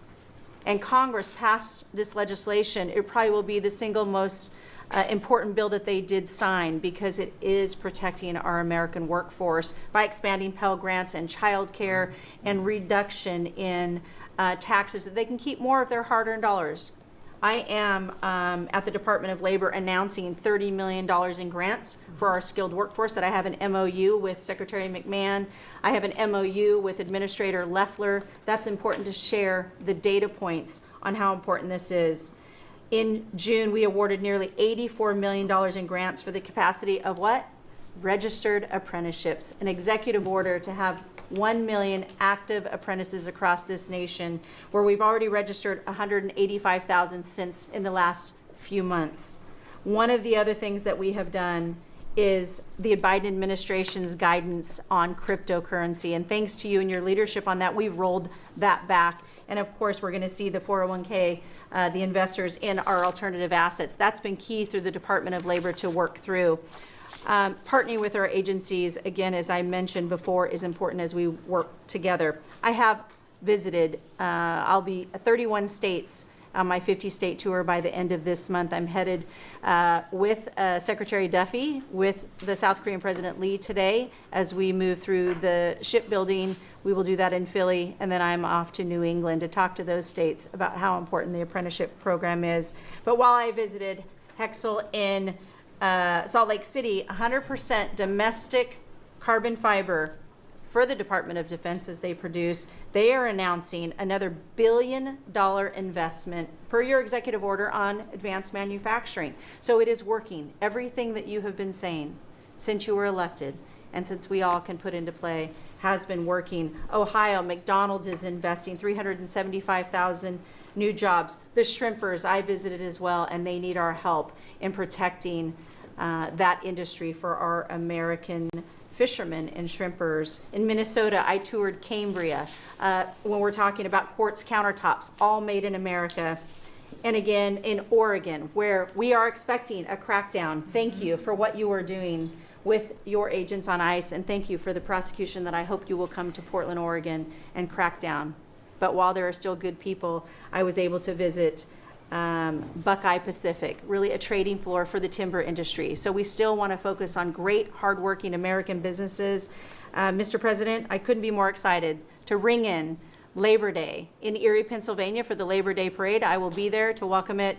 It is an honor to serve this country. It is an honor to serve under your administration as the Labor Secretary, and we will kick off, and Republicans will own Labor Day again, not Democrats. We will own it because we are, and you are the president of the American worker. So thank you for everything that you've done. Thank you very much, Lori. Absolutely. You're doing a fantastic job, and I will tell you that Lori was recommended by the Teamsters. And I said, that doesn't really work, does it? And it turned out to be one of our best choices. So I just want to thank you and Sean, who, as you know, recommended you very strongly. You really turned out to be a gem. Thank you. I was able to talk to the president on the phone the other day. He called and we visited, and he said, but I know that you were, you know, a little bit middle of the road and not so sure. I said, Mr. President, I have been a Republican. He's like, what? Wait, what? Now I like you even more. I said, You're doing a great I appreciate job. it. Thank you, Lori. Thank you. Thank you. Pam? President, I'm working with everyone around this table almost daily on legal issues that we're winning on. But today, because it's Labor Day, President Trump, if I could focus on public safety. Not only domestic, but from our foreign adversaries. And Secretary McMahon, I know you know, kids are out of school this weekend. It's Labor Day. And Secretary Duffy, you know, our highways are going to be packed with travelers coming to not only our nation's capital, but all over this country. We're also going to have boaters, Secretary Duffy, right, on our waterways. It is illegal to be under the influence and on a boat. So get a designated boater if you're out on our waterways, whether it's the Potomac or the Gulf of America or the Pacific. Wherever you're out this weekend, people need to be safe. And on an international level, Secretary Rubio, thank you for all your help on everything we're doing, and everyone around this room. But yesterday, there was a big, big win. El Mayo pled guilty, and he was the co-founder of Sinaloa cartel with El Chapo. And there's even a Narcos Netflix series about these guys. Well, now we know the ending. He's going to die in an American prison. They are one of the worst, El Chapo and El Mayo, some of the worst narco traffickers in our world. And he will spend life in prison now. And that's so important because those guys and others throughout this country, throughout this world, have brought into our country drugs, cocaine, heroin, fentanyl, methamphetamines that's killing our kids. And we have to stop that. And that's what you've been doing, not only in DC, but around the country at your leadership. And over the weekend, parents need to know, with kids out of school, with people out on our highways and on our waters, do not take a pill from anyone you know don't know, do not buy anything on the street. It could be laced with something toxic. We've seen so many fentanyl overdoses. And when you were here in DC, we showed you pictures of some of the drugs that had been seized right here in DC. President, they were packaged for children. Packaged for children. And people are dying from these around our country. So thank you, President Trump, for your leadership and for letting Americans know that it's now a safe place to go. But parents also have to know, college kids have to know, to be vigilant and not take this trash. Because you could be thinking you're taking a Xanax, an Adderall, anything, and it could be laced with something very lethal. It's a great message. Thank you, President Great Trump. message, Thank and you, you've been fantastic this last 12 days in D.C. The job you and your whole group has done is, All of us. everyone's talking about it all over the world. I hate to have to talk about that, but we have to. It's becoming a very safe place again, and the work, I've seen how hard you worked the last, well, from the beginning in all fairness, but this focus on D.C. is so important for the country, so great job, and to everybody, great And job. President, it's a team around. We're all working hand in hand, side by side, all of our agencies together to make America safe and DC safe. And Iris, congratulations on your baby, and I'm so glad that you're safe now. Thank you, Pam, very much. Great. Mr. VP, would you like to say something? Yes, sir. I'll be brief, but I want to congratulate you and the entire team on all the things that have been accomplished. You'll hear about a lot of it. You've already heard some of it, but I thought it would be helpful, Mr. President, just to take stock, not just of what we've accomplished, what we will accomplish, but of the mess that we inherited, because I think it makes this first Labor Day a bigger and more special occasion. You heard, I think, Christie talk about this, that all of the net job growth under the Biden administration had gone to the foreign-born. Now that net job growth is going to American citizens who deserve opportunity in their own country. That's a great accomplishment. You'll hear, I'm sure, Scott talk about the success with tariffs. People forget that we inherited the largest peacetime deficit in the history of the United States of America. And now, because the president is not letting foreign countries take advantage of us, we're collecting hundreds of billions of dollars, trillions of dollars over 10 years in tariffs from countries and companies that were formerly taking advantage of the American people. You heard Pam talk about the public safety and the success that we've had there. I happen to believe that maybe the most sacred thing that we can deliver to American workers is the ability to live safely and comfortably in their own neighborhoods. Public safety is not just something that should belong to the wealthy. It should belong to every working man and woman in the United States of America. And because of the work of this administration, that is happening.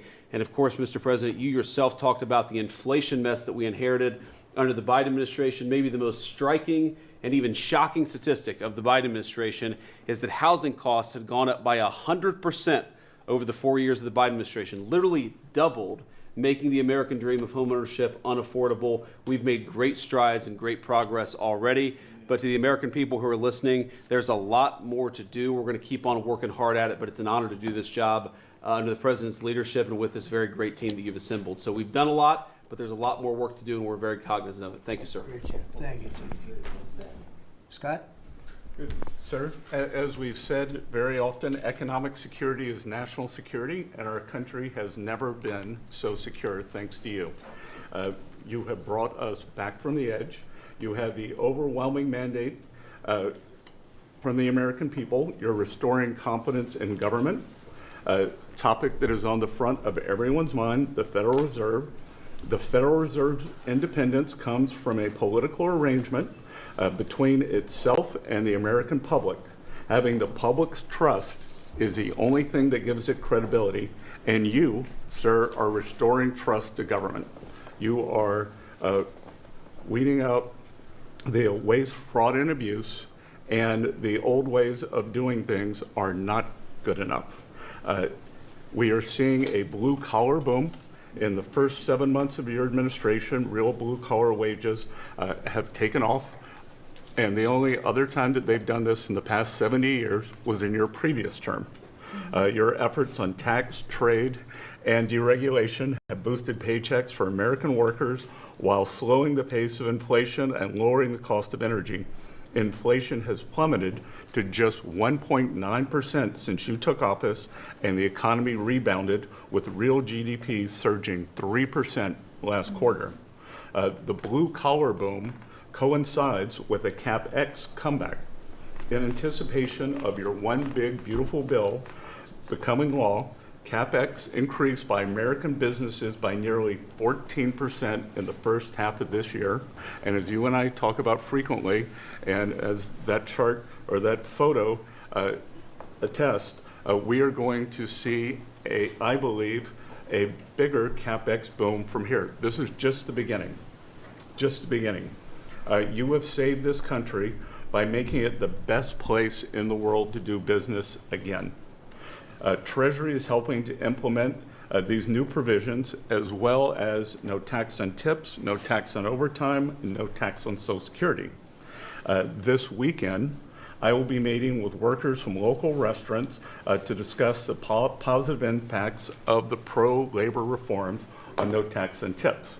And I have to tell you, thanks to you, when I go into a restaurant or stop by a hotel doorman, I am the most popular person there. And since my first job at age 9 was as a busboy getting tips, I am going to spend Labor Day going from restaurant to restaurant talking to workers who receive substantial amount of tip income. So I'll hear directly from them how your one big beautiful bill is increasing their take-home pay and making a big difference. Now, we can also talk, that is domestic.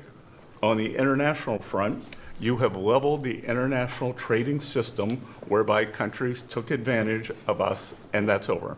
It's over. The Treasury Department is taking in record tariff revenues that I had been saying was running at a rate of $300 billion a year. You chastised me for saying that it's not, that number is too low. And as usual, you're right, that we had a substantial jump from July to August. And I think we're going to see a bigger jump from August to September. So I think we could be on our way well over $500 billion, maybe towards the $1 trillion number. This administration, your administration, has made a meaningful dent in the budget deficit. The average budget deficit during this term is 26% less than the last 12 months under Biden. And even the CBO, and we don't agree with CBO on everything, as you said, last Friday, on a summer Friday, had to admit that they believe over the next 10 years, the budget deficit will be $4 trillion lower than they had previously scored. $4 trillion, $3.3 trillion of tariff income, $700 billion of lower interest cost, and I would expect that number could go up from here. So, Mr. President, your return to the White House marked the return of the American worker. Thank you for reclaiming Labor Day for the American people. You're growing the economy for everyone, especially the middle and lower income households who suffered disproportionately under the last administration, and it's an honor to do this under your leadership. Great job. You're doing great. Thank you very much, Scott. Brooke? Sir, I dropped my second son off at college last week.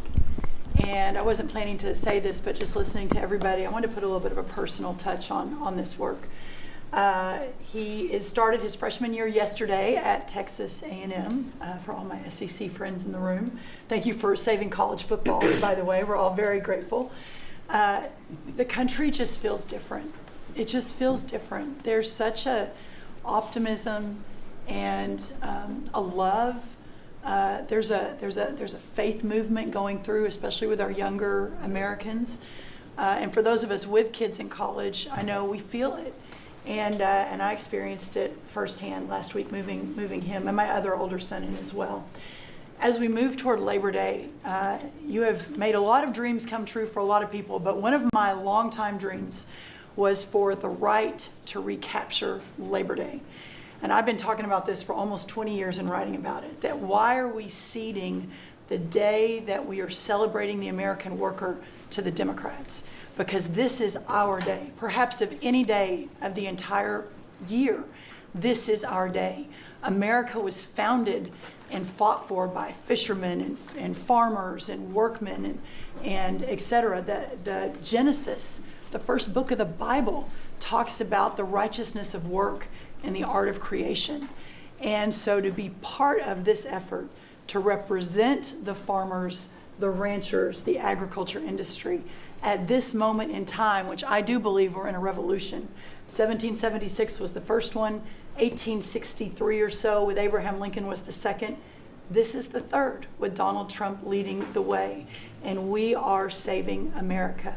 And the idea that we are putting the worker, the very central component of the American dream, at the center of it is the reason that it is so. So at USDA, it continues to be my greatest honor to fight for the original American worker, whom I think the farmer is and what they represent.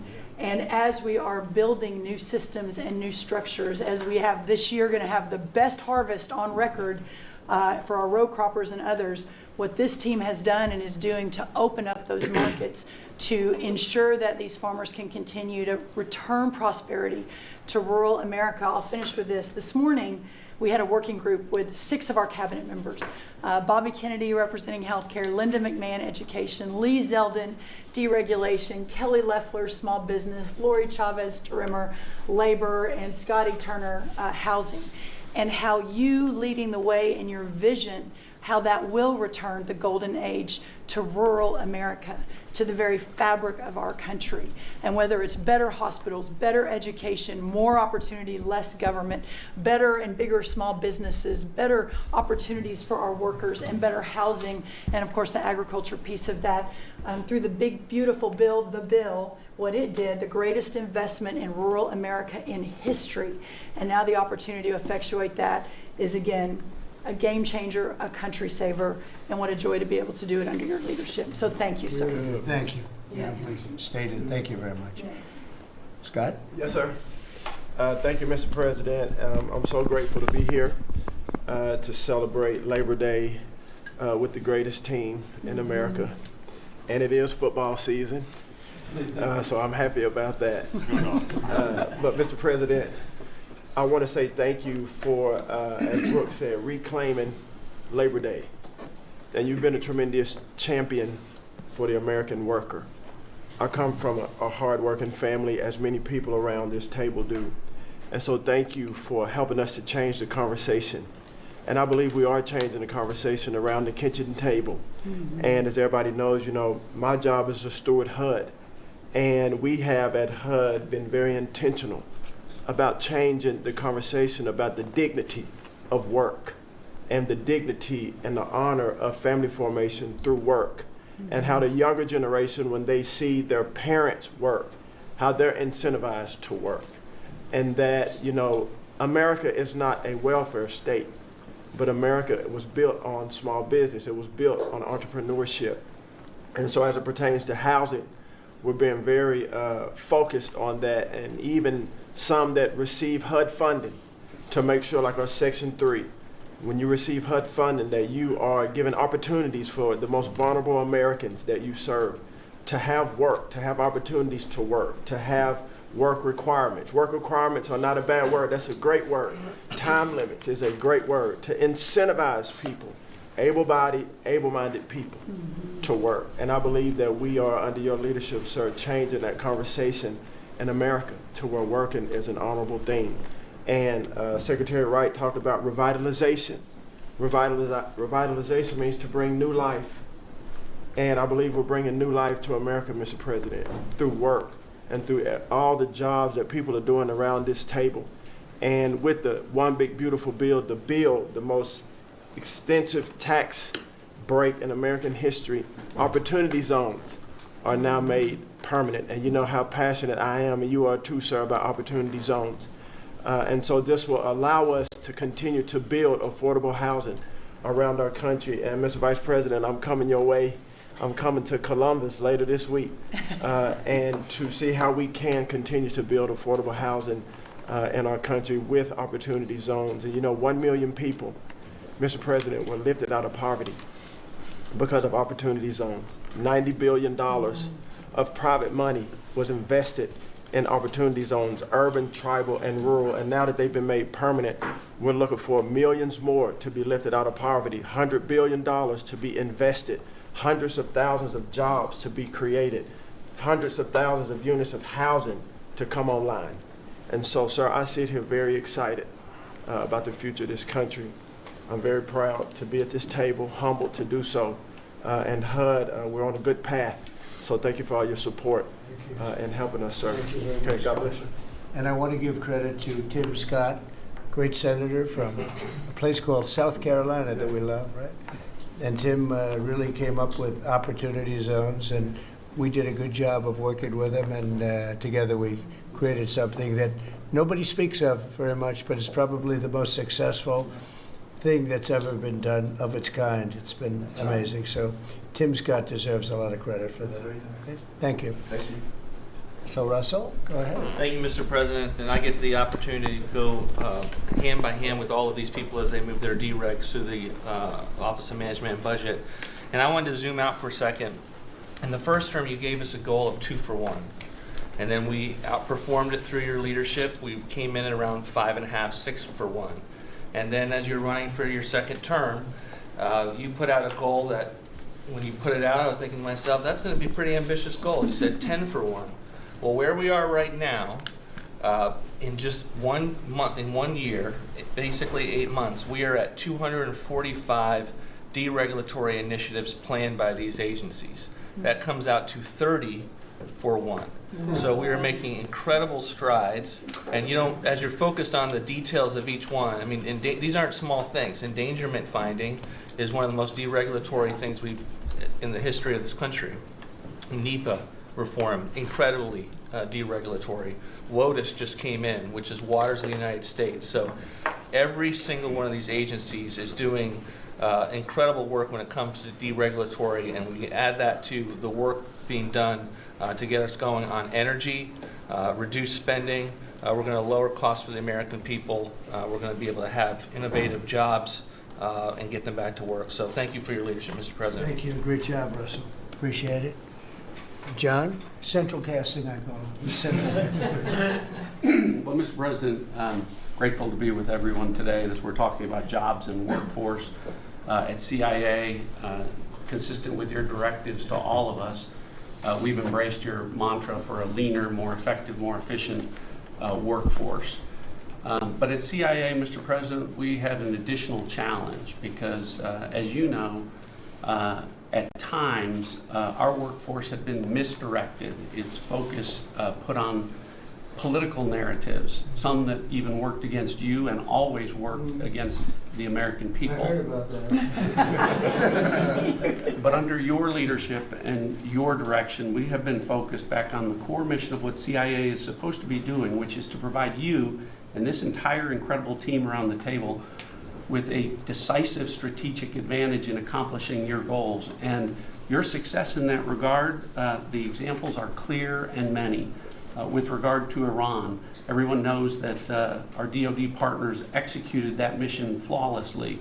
But flawless military operations are subject to flawless intelligence. And as you know, Mr. President, CIA was the backbone in terms of its intelligence operations in providing that flawless execution that allowed you and your team to obliterate Iranian nuclear facilities and set back a nuclear program by years.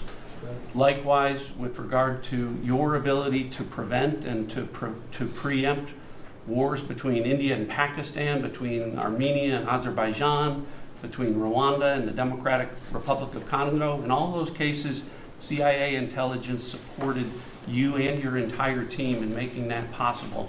It's not just you, it's folks around this table, Secretary Bessent, Secretary Lucknick, Trade Representative Greer, and their great successful negotiations on trade and tariffs. Again, it was a CIA workforce working to enable them to accomplish your goals. So as we roll into Labor Day, I tell you that the CIA workforce at the Trump CIA is grateful to be focused on what it's supposed to be, which is helping you prevent and end wars and to make America safer.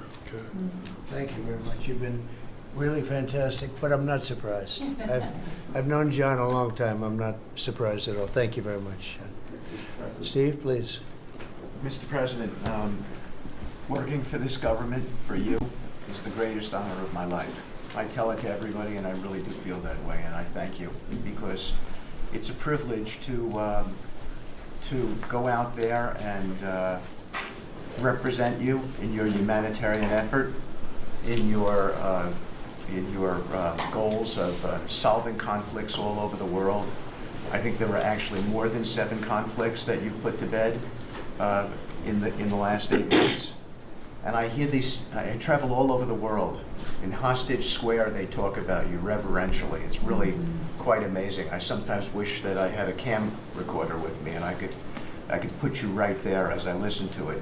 I was in Gaza, the first American diplomat, on your behalf, and as we delivered food and aid pursuant to your new aid initiative, pushed forth by your great Secretary of State, Marco Rubio, who it is a privilege for me to work alongside. The people were applauding you. The signs were up. I mean, these are people who I just don't think you get the proper credit for it all. We are negotiating multiple entries into the Abraham Peace Accords because of your vision. Azerbaijan, all these different conflicts that we're out there on your behalf on, these are people who have never really seen the world change in this way. Peace through strength really, really works. Russia, Ukraine, Iran, Israel, Hamas, we're having meetings all this week on all 3 of those conflicts, and we hope to settle them before the end of this year. Your team is nothing short of incredible. And there's only one thing I wish for, that noble committee finally gets its act together and realizes that you are the single finest candidate since the this Nobel Award was ever talked about to receive that reward. Beyond your success is game-changing out in the world today. And I hope everybody one day wakes up and realizes that. Amen.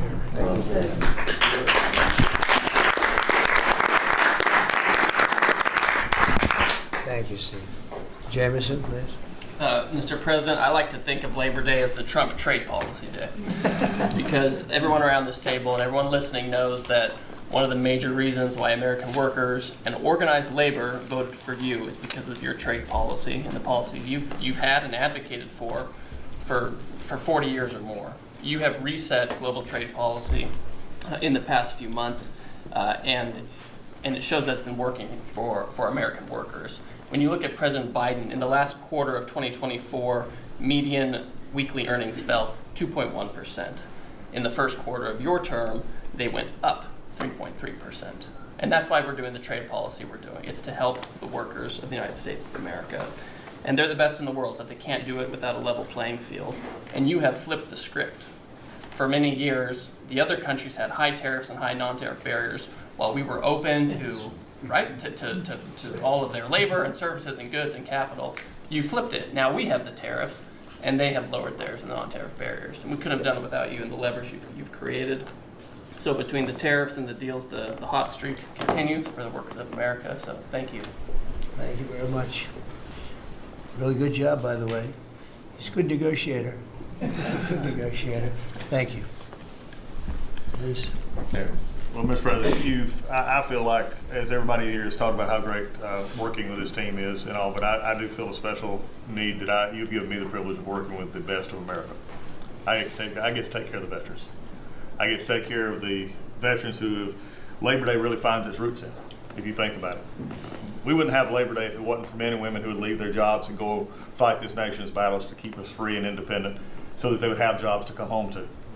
And over the past few years, they've been coming home to many times a government that was keeping them back, holding them back, taxing them, regulating them. And now we have veterans who represent the bill, the big, beautiful bill, they're the beneficiaries of. And I get to see them all the time because they're receiving the benefit, because they see the jobs, they see the care that they're being given. And these veterans can look at their country with pride, knowing that we're taking care of them, just like you told me to do. When your only statement you said to me, I asked you what to do, you said, go take care of my veterans. Well, that's what we're doing. One of the other things we're doing right now is, for many of you, I love to hear how you're deregulating everything, and I've worked from Congress and worked with many of you before. I get to do the same thing with the largest bureaucratic organization in the government. We're deregulating from the inside. And it's amazing to me because we have such a powerful workforce at the VA who really want to do good, but yet they kept tripping themselves up. They kept making their own, we'd take one step forward and put a regulation in that put them 3 steps back, and it always hurt our veterans at the end. We're taking that away. We're making community care again, Mr. President. We talked about this yesterday. We're making community care a part of our direct care system. So if a veteran wants to get into the community, they have our direct care, and they also have the ability to go into the community. Something that the previous administration decided they wanted to keep everybody inside because they thought it was a fiefdom they were building. I'm telling you, we're not building a fiefdom at the VA. We're trying to take care of a service organization that takes care of veterans. So how do we do that? We made best medical interest where a doctor can send a veteran to the community a lot quicker without having to worry about miles and time logged and wait times. Just get them the help they need. We've actually expanded out, and it's made a difference in this regulation, and also unleashed a workforce that is now free of the collective bargaining agreements and other things that have kept them from being able to do the job of national security that they've been intended to. I'm actually giving them the benefit of the doubt to actually go be the workers that they're called to be, and that's what Labor Day is about. The VA is going to have the best workers. But just to let you know how that's working out, wait times at our hospital are going down because we're getting them in our hospitals or into community care. And then one for you, Mr. President, you heard about this a lot, and that was backlogs. At the backlog when I first came in, and I've said this before, in February we had over 260,000 backlog. That means over 125 days of not getting an answer. In just a little over 4.5 months, we've dropped that over 100,000. We're under 150 and heading down to historic lows. We'll be within the next month lower than any time under the previous administration at all. That means our veterans are getting the help they need. So when you look at it this way, we've opened new facilities. We've put new facilities in places where workers can get to. We've expanded out hours, over 1 million extra hours, so veterans, younger veterans in particular, can get off of work and bring themselves and get their appointments in after hours or on Saturdays.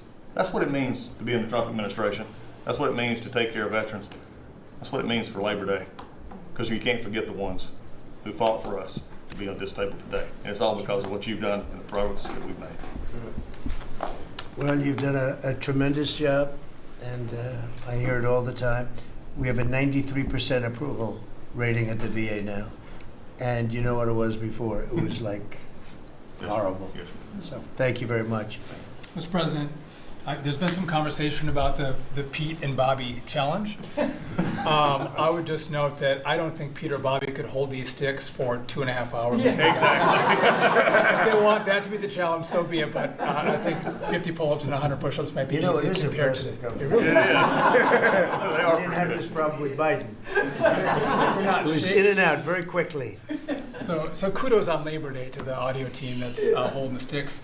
But Mr. President, it's pretty great to celebrate Labor Day with a builder who loves labor, who loves the men and women who built this country, the people that sweat, that have great skills, they have grit, they do the dirty jobs of America that have made this country great, and you know them very well because you have worked with them. The great Trump projects have come from the very men and women we're going into this weekend to celebrate. We all want to claim Labor Day in our departments, but I'm going to claim this at DOT because roads, bridges, pipelines, shipbuilding, rail, passenger, and freight all fall under the great men and women who wear boots and make this country wonderful. And at DOT, we don't want to have the Congress spend money. We want to take the money that Congress gives us and actually deploy it and put these men and women to work building the great projects of this country. You said the big, beautiful projects that connect this country. And that's why we have got rid of the DEI. We've got rid of the green. We've done what we can to streamline the regulation to move these projects faster. Time is money. And time has been money. Even Democrats agree now that it takes too long to go through the regulatory process. So we're going to move these projects faster, putting the great American worker back to work. I want to make a quick comment. We've all probably talked about this horrific accident in Florida, and I appreciate the help of Christy and Marco on this very issue. But in May, we said, listen, it's a safety issue if you can't proficiently speak the English language. And we gave states a little over a month to comply. And Washington, California, and New Mexico have refused to comply. And by the way, this individual in Florida received a CDL from Washington, from California, and received a speeding ticket after our rule went into place, and they didn't stop him. And had they taken him out of service, he wouldn't have been in Florida, and we would have 3 beautiful people alive today. And I make that point because it's the work that maybe no one sees that then, shines a light when horrific things happen, but also that your cabinet works together and teams up to make a difference for the American people. Real quickly, so we have a safety mission at DOT. I don't know that you'd think of the transit unions in the greatest cities of the country, New York maybe being one of them, that support us, but they do, because the violence in the subways and on our buses across the country, the transit workers are the ones who take the most abuse. And they're grateful for the mission of everybody around this table fighting to make their communities safer. So I appreciate everyone's help on that. But the transit unions love the effort that all of us have put in together. One quick FAA. We are about to put out a request for proposals for a big, beautiful bill. We got build. We got $12.5 billion in the big, beautiful bill. We need more, but this is a great start. I expect the middle to the later part of July, we'll be through the process to bring the proposed integrators to you for selection. So we're looking forward to that. We will have the most. I'm learning from you. This is going to be the greatest contract ever crafted in the federal government for this build for air traffic control. Really, it's innovative, and we have unique tools at FAA. It's going to be a great contract. Bobby left me out of the windmill conversation, Bobby, so there was a study done in the last administration that said if you build windmills 1.2 miles, within 1.2 miles from a roadway, it can mess up the automation and technology on a car. Same thing 1.2 miles from rail. The last administration buried that report, Mr. President. And so now what we've said is, what we're going to do is say, listen, I'm sorry, it is a safety risk to build windmills this close to roads. By the way, they want to build them by roads and by rail. We're going to say no more. It is a safety risk, and we have a report to show that. And just real quick. It's a good idea. It's a good team effort. I wasn't invited to the party, but I'm still going to the party. Maybe next time, Bobby. One last thing, we have this Mars to Moon mission at NASA. No, Moon to Mars mission. Sorry about that. But sometimes people think that space doesn't matter to them. But if you look at every rocket that's launched, the machinists, the truck drivers, the electricians, the welders that build these rockets in the industry that has developed over the course of the last 10 years in space, it's truly remarkable. It's not just rich guys sending up rockets in partnership with NASA. There's a whole industry of working men and women who we celebrate this weekend that build, refurbish, design the rockets that are making America the leader in space. So thank you for your leadership, and happy to celebrate this weekend with you, Mr. President. Really great.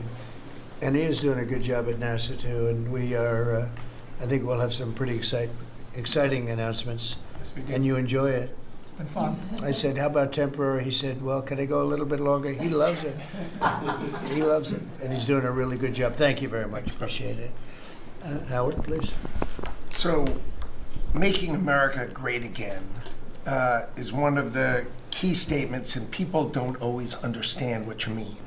So we always talk about 1870 to 1913, but in the mid-1980s, America owned more of the rest of the world than they owned of us.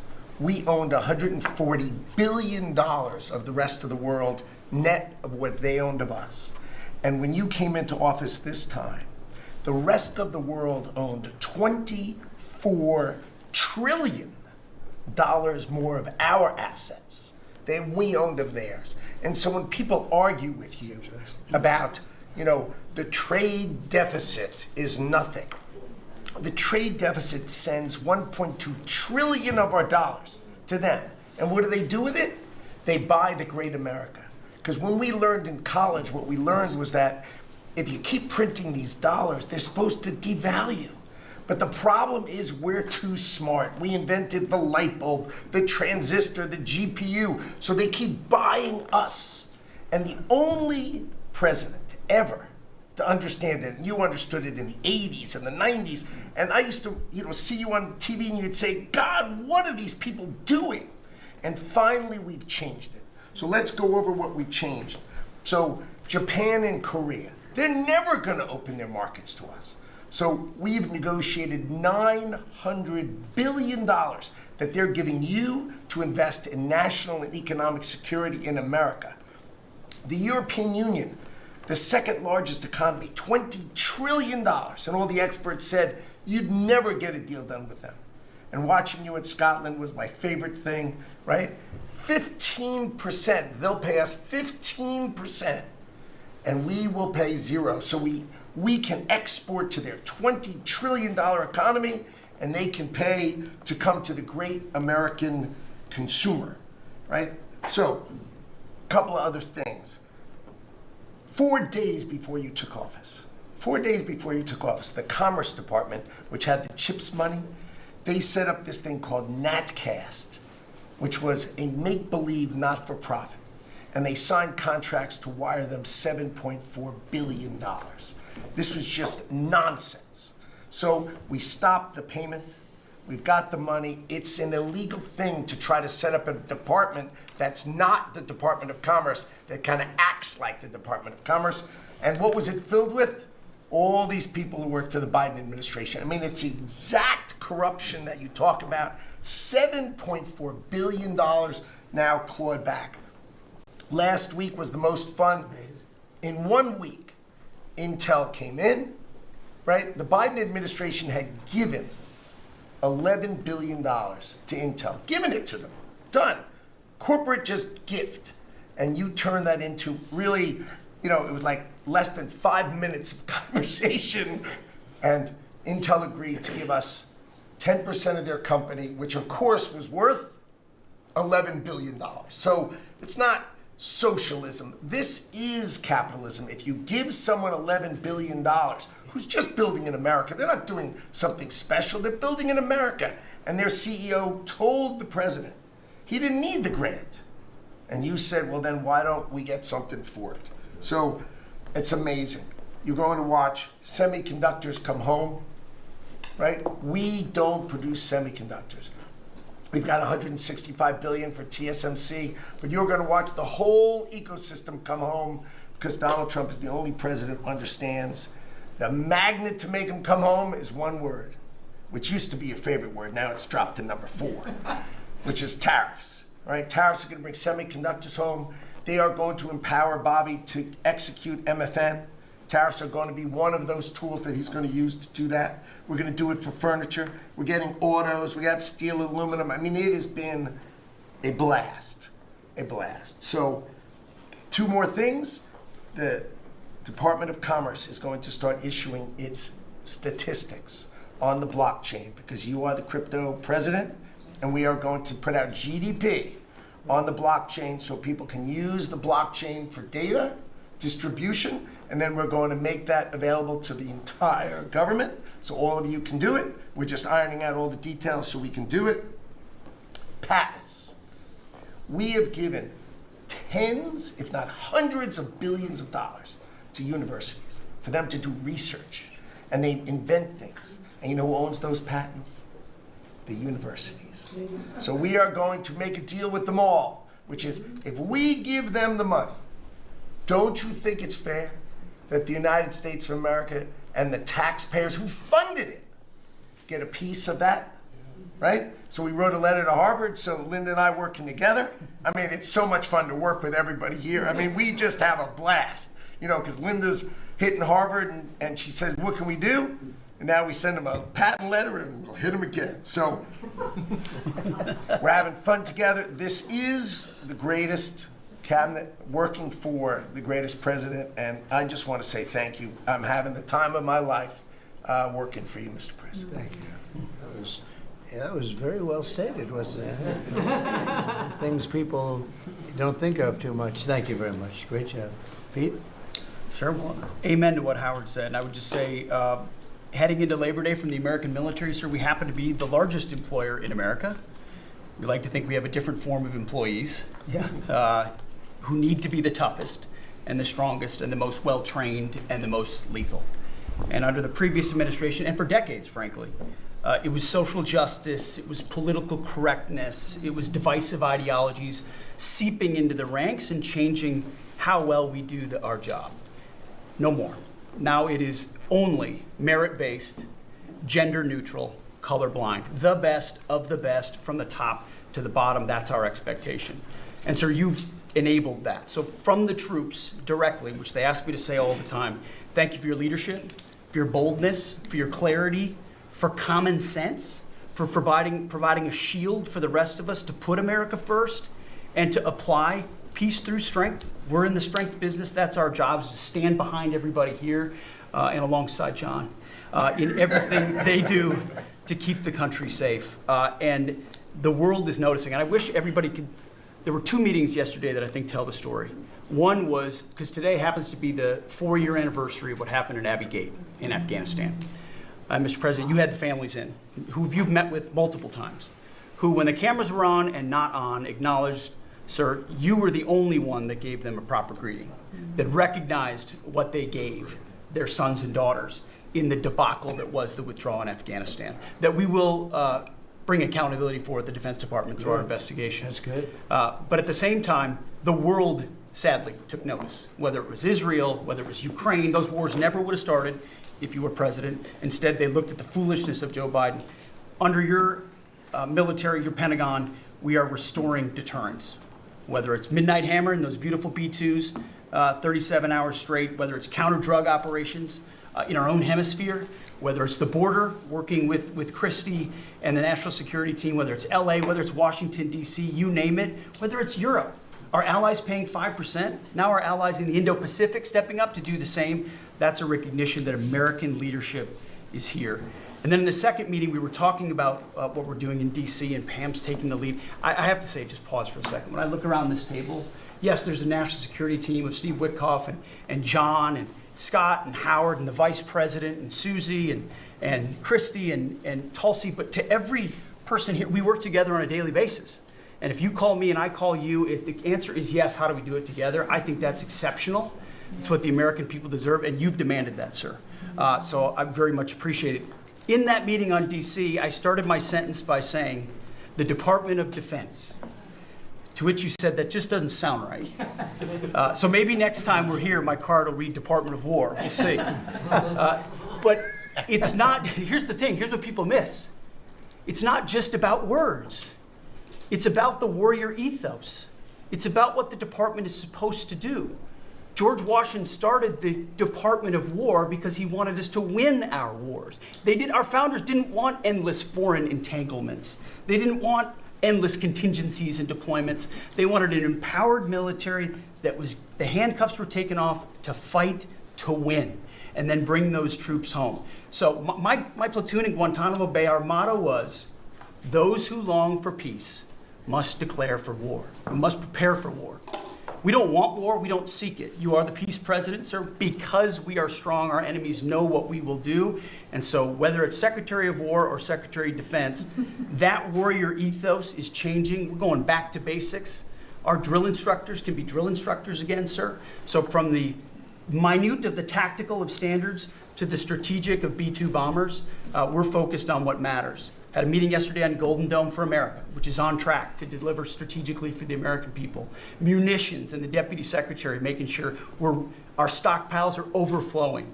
That's our job. I'm an honor to be a part of it, sir. Thank you for your leadership. That's great. I think I like Department of War better, but we'll make that decision, right? But you've been great. Thank you very much, sir. So Marco, go ahead. Well, Mr. President, first of all, everyone's made this comment already and needs to be echoed again. You were elected as the President of Working Americans, and that's why this Labor Day is so meaningful. For me personally, this is the most meaningful Labor Day of my life as someone with 4 jobs. And so,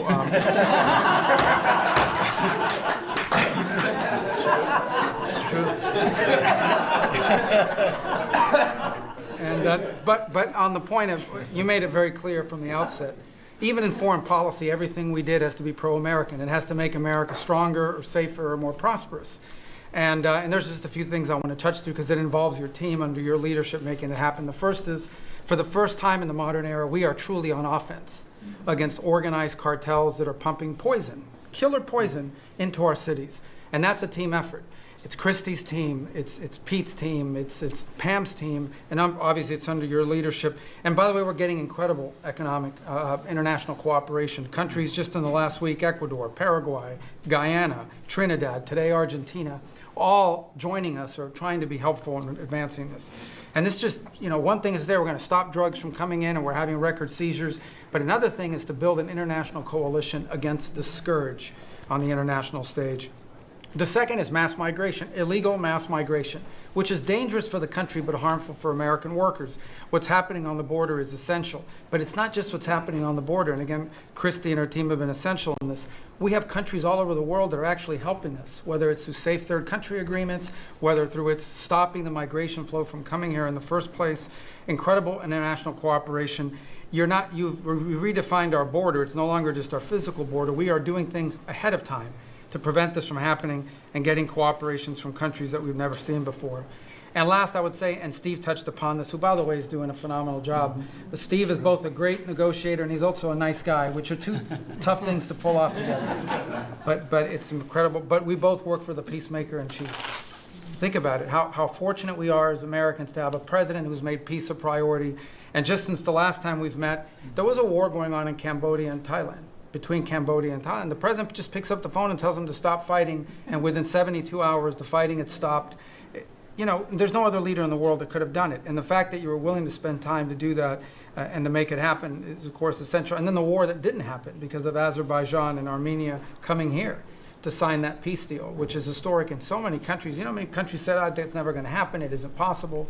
And it occurred, Mr. President, because of your leadership. And then on a point of personal privilege, I wasn't even going to raise it. I haven't even talked to you about this. It's a little controversial, but I think I need to bring it up at this time of year. This thing about people getting married on Saturdays during college football season is a scourge, Mr. President. It's dividing families. And I don't know if we can have an executive order on this, just saying, but it's really difficult. There's 7 other months of the year that people could get married, so I just wanted to say that because it's very, very difficult. Thank you. Fantastic. Thank you very much. Doug, please. Well, Mr. President, you've heard from around the table how people are grateful to have an opportunity to be part of this team, have an opportunity to work for you, and have an opportunity to serve the American people. And I would say as we head into this Labor Day, the thing that really differentiates you and your leadership and everybody around this table is one word, and that's respect. Because this is a group of people that respect our farmers and ranchers. We respect the people that are in law enforcement. That's a huge change. Respecting the people that are in uniform, respecting our veterans, respecting the shrimp fishermen. I mean, whoever it is in this country, people that are building our roads. This whole group embodies that sense of respect. And when we start with that, then who benefits? We come up with policies that help those people. And what have you done? You've led an opportunity for us to have the lower taxes, way lower deregulation, record amounts of investment that's coming into this country. We're going to be seeing lower interest rates. All of those things coming together is a gift to the working people. The policies are lifting everybody up. There's 140 million Americans that get up and go every day and drive to work. They commute. And one of the most obscene things of the prior administration was their energy policies was creating a hidden tax on those people. The poorer you were, usually the further you had to drive because you couldn't afford the housing if you were working at a hotel, if you're working in a service industry. We were taxing them. A hidden tax on them was the high cost of energy. You're perhaps one of the only leaders in the world that understood the connection between peace abroad and prosperity at home was directly connected to energy policy. You came in and said, we're going to sell energy to our friends and allies. We're going to bring prosperity at home through policies here by having lower energy prices. And we're going to stop funding wars abroad with energy policies that help their adversaries and hurt us.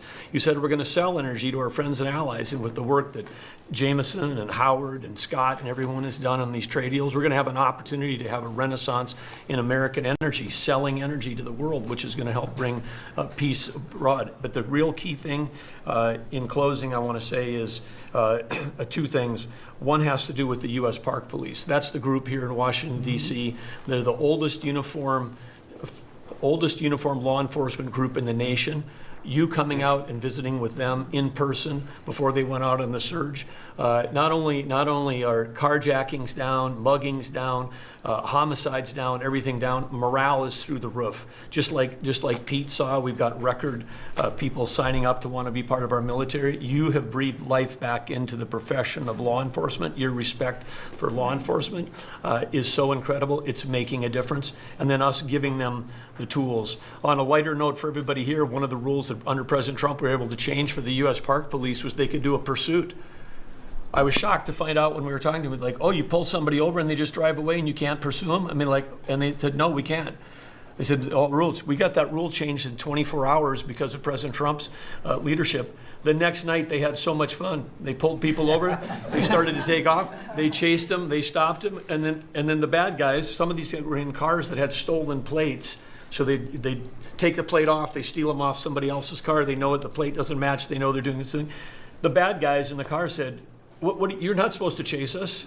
Like, you're breaking the rules. The bad guys are telling us, no, we're back in action. So it's like, and so the morale is high. They all wanted to say thank you to you. Yesterday, you announced increasing the number of U.S. Park Police that we're going to hire. This is the group that protects not only our sacred monuments of democracy here, but also the Statue of Liberty and the Golden Gate. This is a great group. But on behalf of all law enforcement, we say thank you.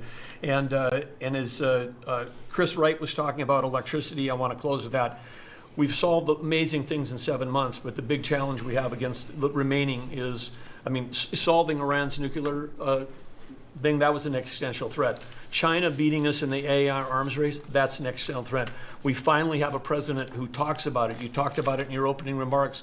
You've signed executive orders. You understand that essentially we used to say hundreds of years ago, people started saying that knowledge is power. But now, for the first time in history, we can take electricity and we can convert it into intelligence. So it's flipped. It's no longer knowledge is power. Power is also knowledge. And while we're ahead on the technology, we're way behind China on the amount of electricity they're bringing online. And your strong position to support affordable, reliable energy using our nation's resources, including those across the Department of Interior, bringing back coal mining, bringing back mining, bringing back timber. All the industries that have been killed in this country are coming back to life because of you.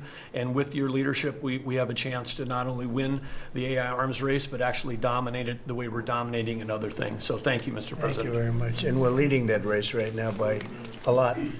And we're going to keep the electricity coming. You know, in China, they do it very quickly. They have one person that says, do it, and that's it. But essentially, we have one person that says, do it. And we've given that order, and the job they've done has been amazing. And I want to thank again, Lee, what you're doing in that regard is so important. And the rapidity, just as fast as them, because it's a question of a week versus a day, and that's not going to make the difference. But you've done fantastically, and Doug and Chris, amazing job. So we've done this for a little while now. I don't think you've ever seen anything like it, and I think Sean was right. These guys that are holding this up, if you ever try holding your hand out for 2 hours, that's a long time. These are pretty strong characters. You've been doing that a long time, I guess. Congratulations. Are you getting tired? Are you getting tired? I'm looking at these guys. They look like they have no problem. It's amazing, actually. It's I think they would have beaten you guys in the test. So I want to thank you. If you want, it's been a long time. If you want, we could go in and we can call it a day. And feel free then to ask some of the questions here. Look, I believe in very open, we want to be open, above board. We want to be honest with the media. I wish the media was totally honest with us, but I think they're getting better, to be honest with you. And so we'll see. But if you want to take a few questions, you really want to do. On a serious note, when it comes to Fed Governor Lisa Cook, her lawyer has said that they're going to be filing a lawsuit challenging this legal action. What is your response? Are you prepared for a legal fight? And then a little bit more. Oh, sure, always. You always have legal fights. Look, I had a legal fight that went on for years with crooked people, with very horrible people that have been found out now between John Ratcliffe and Tulsi and Pam. And the things that we found out, of course, it's a very, very sad group of people. But no, she seems to have had an infraction, and she can't have an infraction, and especially that infraction because she's in charge of, if you think about it, mortgages, and we need people that are 100% above board, and it doesn't seem like she was. Yeah, please. Mr. President, first, I would love to ask you a serious question, but I have to tell you the biggest pop culture news of the year broke while we were in this cabinet meeting. Travis Kelce and Taylor Swift are engaged, and the world wants your reaction, sir. Well, I wish him a lot of luck. No, I think I think he's a great player. I think he's a great guy, and I think that she's a terrific person. So I wish them a lot of luck. On a serious note, Mr. President, in May, Secretary Rubio said that they were aggressively removing visas of Chinese students. Yesterday, you said you wanted to allow 600,000 Chinese students to study in the United States. Could you and the Secretary clarify what is the policy on Chinese students in the United States? Well, we think we're getting along very well with China.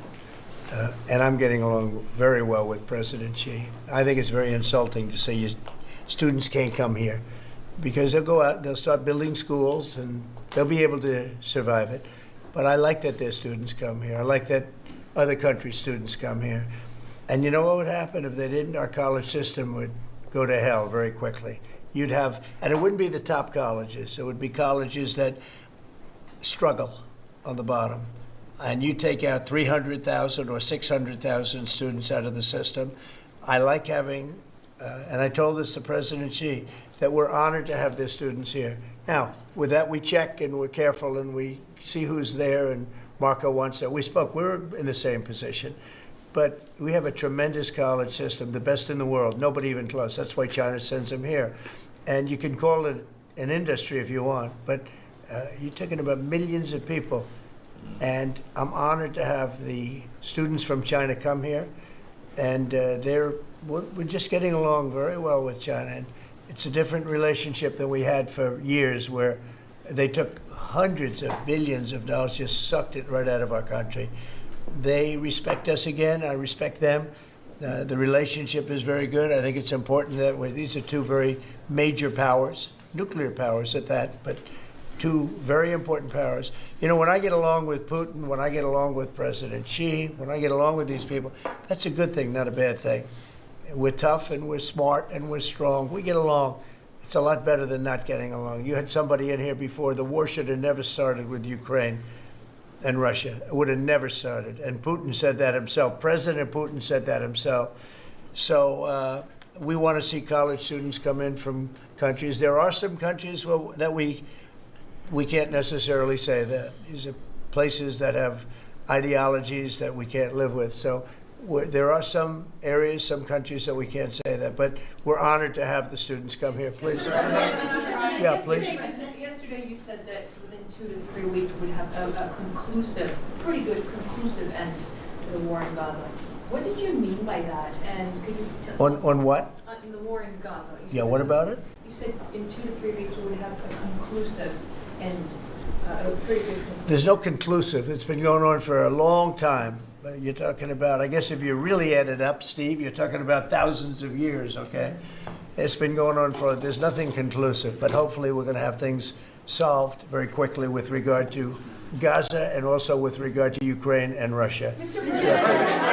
President, who are you considering for the replacement to nominate for Lisa Cook, and what economic background or history are you? Well, we have some very good people for that position, and I think we have some very good people. We're down to, I think I maybe in my own mind have somebody that I like, but I deal with Scott and I deal with Howard, and we're dealing with a lot of people actually that are going to be involved in that decision ultimately. It's a very important decision. As we see, I got a bad recommendation when I went with Jerome Too Late. You know, he's too late. His nickname is Too Late, costing us a lot of money, hurting the housing.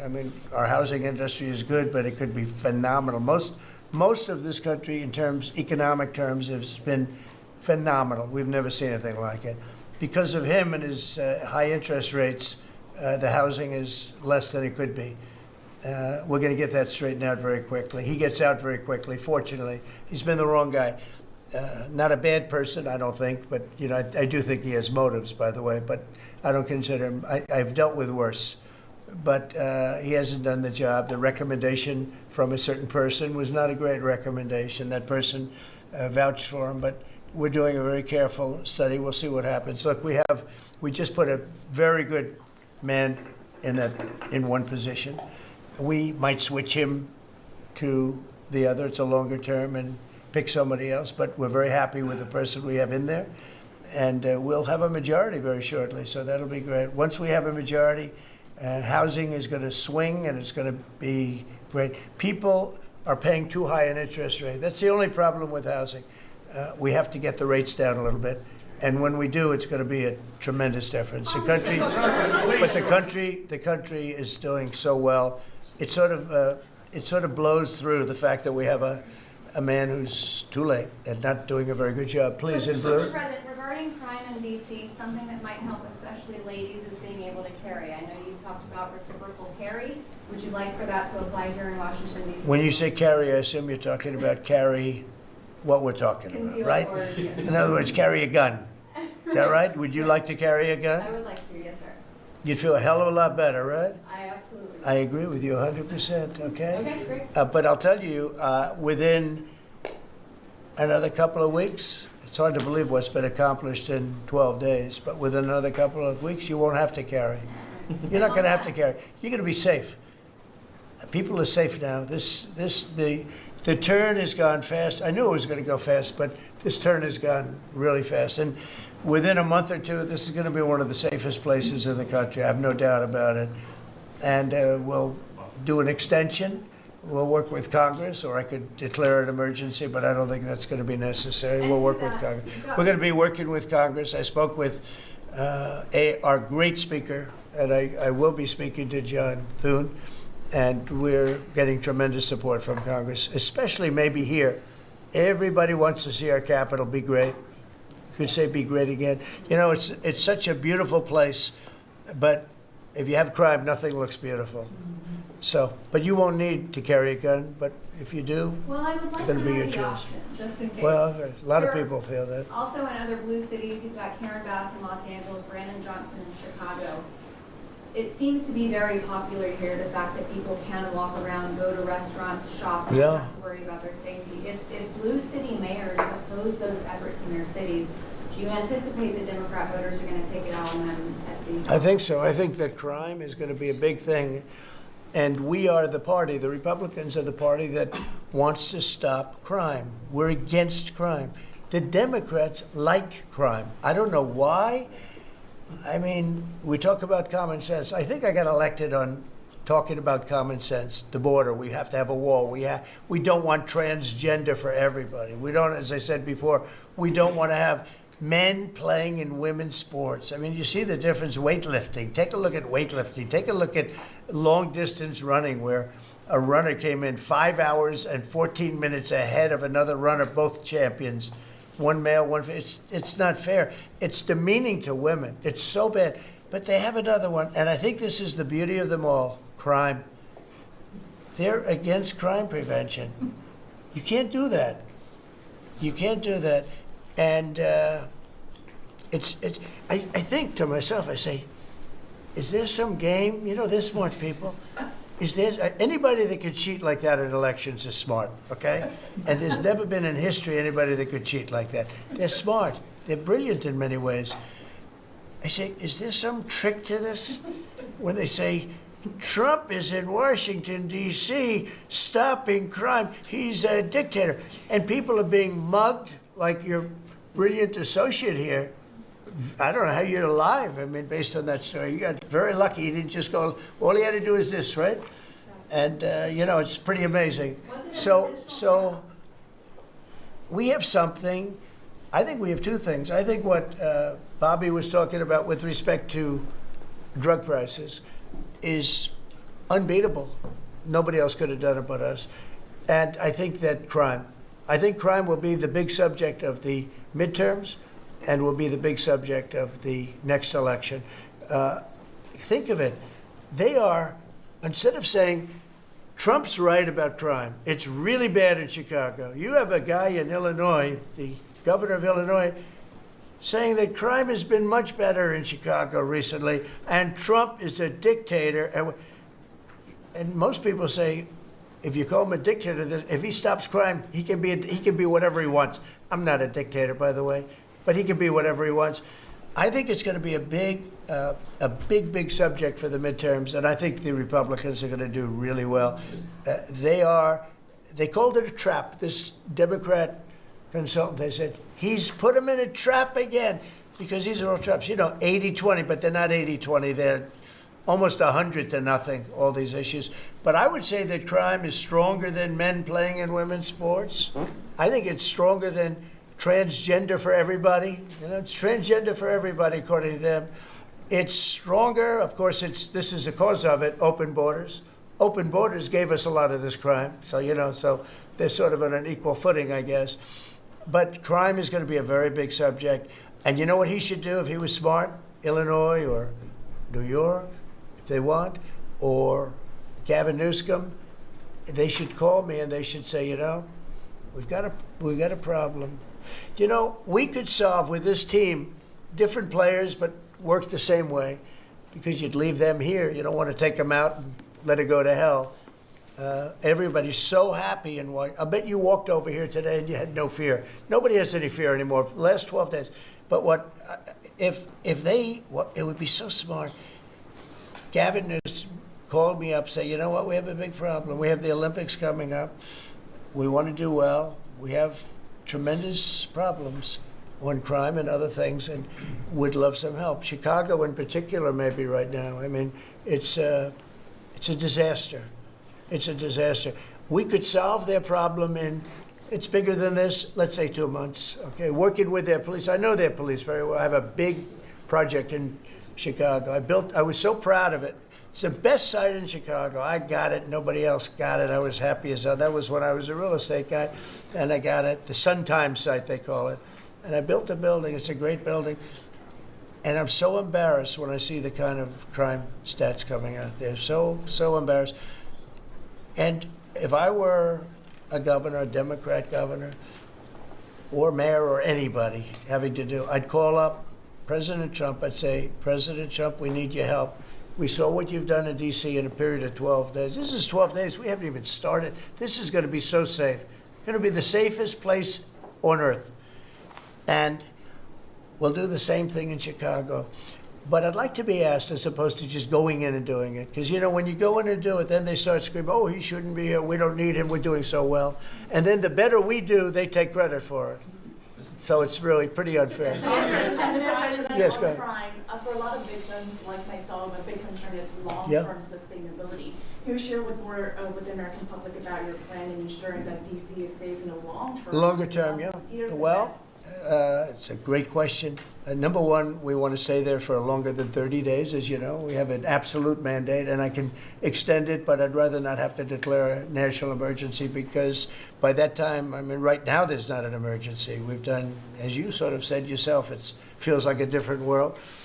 We've got under arrest and prosecution, and we've thrown out, taken some, and we're in the process of taking hundreds out of our country that shouldn't be here. And these are hardcore professional criminals. They were born to be criminals, in my opinion, but they're seriously bad people. Murderers, drug dealers, you know them all. You see them all as you walk beautifully to work, and every once in a while somebody puts a gun to your head, because that's what happened in your case. We're getting a lot of them out of the country. We're putting a lot of them in prison because we're afraid to bring them out of the country. They could come back. As good as we're doing, they could come back. We don't want them back. And that's going to solve a lot of it. We also think there should be a presence here for long enough. We should also work with our police department, because you have very good police here. Very good. We're working very well with them, by the way. And we have to work together for a while. We have some people that are very tough and very strong. Working with the police, they're going to be able to handle it. And you know what? If it gets a little bit bad, just a little bit, I'll bring them back in and we'll straighten it out and we'll make it perfect. You're going to be so safe in the city. And you're going to have the city beautified. We're going to be giving out, we're working with Clark, as you know, construction. They're the biggest. They're working with me also. We're building a beautiful ballroom for the White House. They've been after it for 150 years, employs a lot of people. It's going to be as beautiful a ballroom as has ever been built. And Clark is the big builder in this city. They've done, I guess, a majority of the good work, the big work. And we're working with them on the beautification, the fixing up of the roads, the fixing up of the medians, between the roads, so cars don't wrap into each other. They wrap into, I have one piece sitting on the ground for weeks. This was a year ago when I had to come in, unfortunately, for fake court cases. And I looked at the condition. We have it fixed up a lot right now. You know, the tents are removed and a lot of things have taken place. But I'd come into this city and I'd say, boy, does it look bad.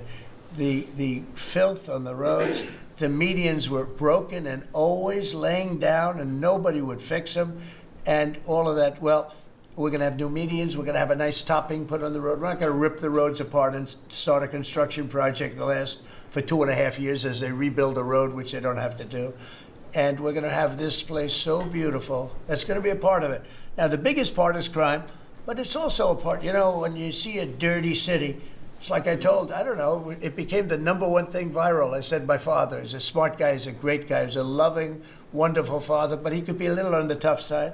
He told me that, son, when you walk into a restaurant and you see a dirty, filthy door going into the restaurant, don't go there because the kitchen's dirty also. When they see a dirty Capitol, the rest of the world, they lose a lot of respect for our country. This Capitol is going to be so beautiful. We're going to have new poles, new lights, new fences. It's stuff that, when you add it up, it's money, but it's peanuts compared to what we're talking about. And we're also going to have great safety. Mr. President, I wanted to ask you on crime and also a question on foreign policy that maybe other officials can weigh into. And on crime, Iris shared her story, and you mentioned, you know, about people going to dinner. That was a terrible story. I'm just amazed she's here. When the gun is, Pam, when the gun is put to the head, did they ever capture these people, by the way? I kept calling, but I haven't heard back about this guy. It'd be really great if you could maybe give the information. She's very good at capturing people, you know? She's very good. If you could give that information to Pam, would be great. Would you do that? Yes. Wouldn't you'd love to see them? I would assume you'd like to see them captured. For sure. You can't. You just can't. For years. Yeah, take a good look at that. So, Go ahead. So go ahead. Just a few weeks ago, I was out to dinner with my husband, and then, you know, we're taking the metro back, and then we get attacked on the metro. They're throwing things. Some teenagers, you know, like throwing liquid at us. Oh, they're throwing things. They throw. How about where they chop down the granite curbs and the concrete curbs? But the granite curbs so expensive. You know, those granite curbs, nobody uses them because they're so expensive. And you see a guy chopping them and handing out big chunks of them like a brick, because they couldn't get in because people were stopping them from walking out. A little bit unusual when you're walking with a bag of bricks. Generally speaking, Sean, that's not a good sign. Right? That's not a good sign. But they now come in with hammers. They can disguise a hammer, and they start pounding the concrete and the granite, and they hand out chunks. And those people take those chunks and start throwing them at cops, or they stand on the top of bridges and they drop them down into the windshield of your car, and you get killed running into a light pole. It's those days are over. I wanted to ask you, Governor Hochul, Kathy Hochul, said that she spoke to you on the phone, and you said you might send National Guard troops to New York. You mentioned that. So will you? I'd love to do it. If she'd like, I get along with Kathy. If she'd like to do that, I would do it. See, look, New York has difficulty like other, and I don't want to make this I want to make this like friendly, but the places we're talking about happen to be virtually all Democrat run. Now, take a look at your 25 places that are most troubled. Everyone, except maybe one, and it's way back in number 24 or 25, but essentially 25 out of 25 are run by Democrats, and cashless bail was a disaster. When they did that, and I believe it was instituted first in New York, but when they did cashless bail, that was a tragedy for this, because that's when it really started getting bad. When somebody kills somebody, you don't say you can come out, you don't have to put up anything. You put that person in jail and you find out whether or not it's true, but you don't give cashless bail with a promise to come back in a couple of months, we'll start talking to you. Because they go out and they kill other people, and you can't do that. The cashless bail has been, you know, it's just a woke thing. It's got to stop. You see that, Christy, better than anybody. It's got to stop. It causes unbelievable, and we're doing that. We're stopping it in D.C. I would love to have the governor of Illinois call me and say, look, we have a problem in Chicago. We will stop that problem in Chicago in 2 months, maybe less, 2 months. We'll stop it. These are tough cookies we have working for us. These are tough cookies. These are not politically correct soldiers. That I won't go into definitions of what that means, but these are not politically correct soldiers. These are rough guys. I watched it last night. I see it. I saw them the other day when we went down and we spent some time together with them. These are tough cookies. These are not people that you're going to laugh at and spit in their face and they're not going to do anything about it. And these people, they're afraid. These gang members who are bad people too. These are bad. These are just bad people. Ours are bad, but they're bad in a good sense, right? You don't understand that, Scott. And we can solve Chicago in 2 months. Now, then, as per your statement before, we have to keep it going, and we'll be able to keep it going. The first thing you have to do is get it down. We are very close to being in that position in D.C., and within a month, we will be, within a month from when we started, which is quicker than I thought, you're going to feel very, very safe. I think you feel very safe right now. But I would love it to have these governors, mayors call me and say, we'd like to invite you into our community because we have a problem and you can handle the problem and we can't. One other thing, sanctuary cities, they should be terminated. They're sanctuary for criminals. They're safety and security for criminals.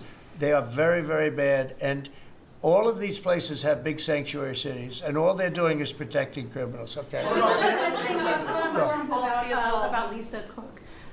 You have spoken out very strongly for a long time about what you see as the weaponization of government. Yeah. Is your administration weaponizing No. government by digging into the mortgage records of officials you don't like? No, they're public. I mean, you can find out those records. You can go check out the records yourself. And you should be doing that job, actually. You wouldn't do that because that's not the kind of reporter you are. But you should be doing that job. I shouldn't have to be doing it. If you did your job properly, we wouldn't have problems like Lisa Cook. Go ahead. You were going to say something? So would you be Go. trying to fire Blue? Lisa Cook if she had voted to lower interest rates? On national Please. security. I think we a have to have follow- lower interest rates, yes. A follow-up question for you and Madam Attorney General on national security. We've heard from Stephen Miller yesterday in the Oval Office that there are street criminals here in D.C. who are actually found to be doing business with transnational criminal cartels overseas. And we know who they are, and we know who they're doing business with. And we're arresting the people, very strongly arresting, and we're keeping them there because, you know, your laws here make it very difficult. And one of the other laws we're trying to get done, because you have 14-year-old kids that are just as tough as a 25-year-old kid, just as dangerous, and they carry the same gun. And we have to make a provision where they're treated like older people, because these are seriously tough, bad. They're children, but they're criminals, and they're really bad criminals. And they're used by older people because they never get charged because you can't do anything to them. But we are getting that changed, Pam, I hope, because you have 14-year-old kids that are evil, they're sick, and they have to be put away. Something has to be done because you can't have a society where they're allowed to walk the street. You know that better than anybody. Mr. President, on your way to Alaska. I can't believe it. You're not tired holding that? Look I have at a this. few more questions. How strong are you? How strong are you? Look at him. He's been holding that thing for 3 hours. You're a good fisherman. Well, let's give it a shot. Go ahead. On the way to Alaska, you had mentioned that there would be severe consequences if Vladimir Putin did not agree to a ceasefire. Yeah. After that summit that was rolled back, given the negotiations, is he back on the clock now? I want to see that deal end. It's very, very serious what I have in mind if I have to do it, but I want to see it end. I think that in many ways he's there. Sometimes he'll be there and Zelensky won't be there. You know, it's like, who do we have today? I got to get them both at the same time. But I want to have it end. We have economic sanctions. I'm talking about economic, because we're not going to get into a world war. I'll tell you what, in my opinion, if I didn't win this race, Ukraine could have ended up in a world war. We're not going to end up in a world war anymore, but it would have ended up possibly in a world war. That would have been they were ready to trot. But just like India and Pakistan, we're going to end up in a nuclear war if I didn't stop them. You know, it's sort of strange. I saw they were fighting. Then I saw 7 jets were shot down. I said, that's not good. That's a lot of jets, you know. $150 million planes were shot down. A lot of them. 7, maybe more than that. They didn't even report the real number. And I'm talking to a very terrific man, Modi of India. And I say, what's going on with you in Pakistan? Then I'm talking to Pakistan on trade. I said, what's going on with you in India? And the hatred was tremendous. Now, this has been going on for a hell of a long time, like sometimes with different names for hundreds of years. But I said, what's going on? I said, I don't want to make a trade deal. No, we want to make trade deal. I said, no, I don't want to make a trade deal with you. You're going to have a nuclear war. You guys are going to end up in a nuclear war. And that was very important to them. I said, call me back tomorrow, but we're not going to do any deals with you, or we're going to put tariffs on you that are so high. You were there, Howard, right? Yep. You're going to put tariffs on you that was so high, I don't give a damn, your head's going to spin. You're not going to end up in a war. Within about 5 hours, it was done. It was done. Now, maybe it starts again. I don't know. I don't think so, but I'll stop it if it does. We can't let these things happen. The Russia-Ukraine situation, last week, 7,012 soldiers, 7,012 soldiers died. They were Russian, they were Ukrainian, they weren't American, so a lot of people would say, what do you care? They're not American. I care. They're 12,000, over the last couple of weeks, over 12,000 people died in like in 2 weeks. You know, we're talking about crime where somebody's killed here or somebody. Think of it, you have your son leaving Russia, leaving Ukraine, their little house, wherever they live with their parents, they're waving goodbye, just like our parents would wave goodbye. And they're waving goodbye, son. And then a week later, his head's blown off in a stupid war by a drone, a whole new form of military problem. So, no, I'd like it to stop. I want to get it to stop. And it will not be a world war, but it'll be an economic war. And an economic war is going to be bad. And it's going to be bad for Russia, and I don't want that. Now, I have to also see, because not everybody, you know, Zelensky's not exactly innocent either, okay? You know, it takes two people to tango. And I say it all the time. You got to get them together. I get along with Zelensky now, but we have a much different relationship because now we're not paying any money to Ukraine. You know, stop that.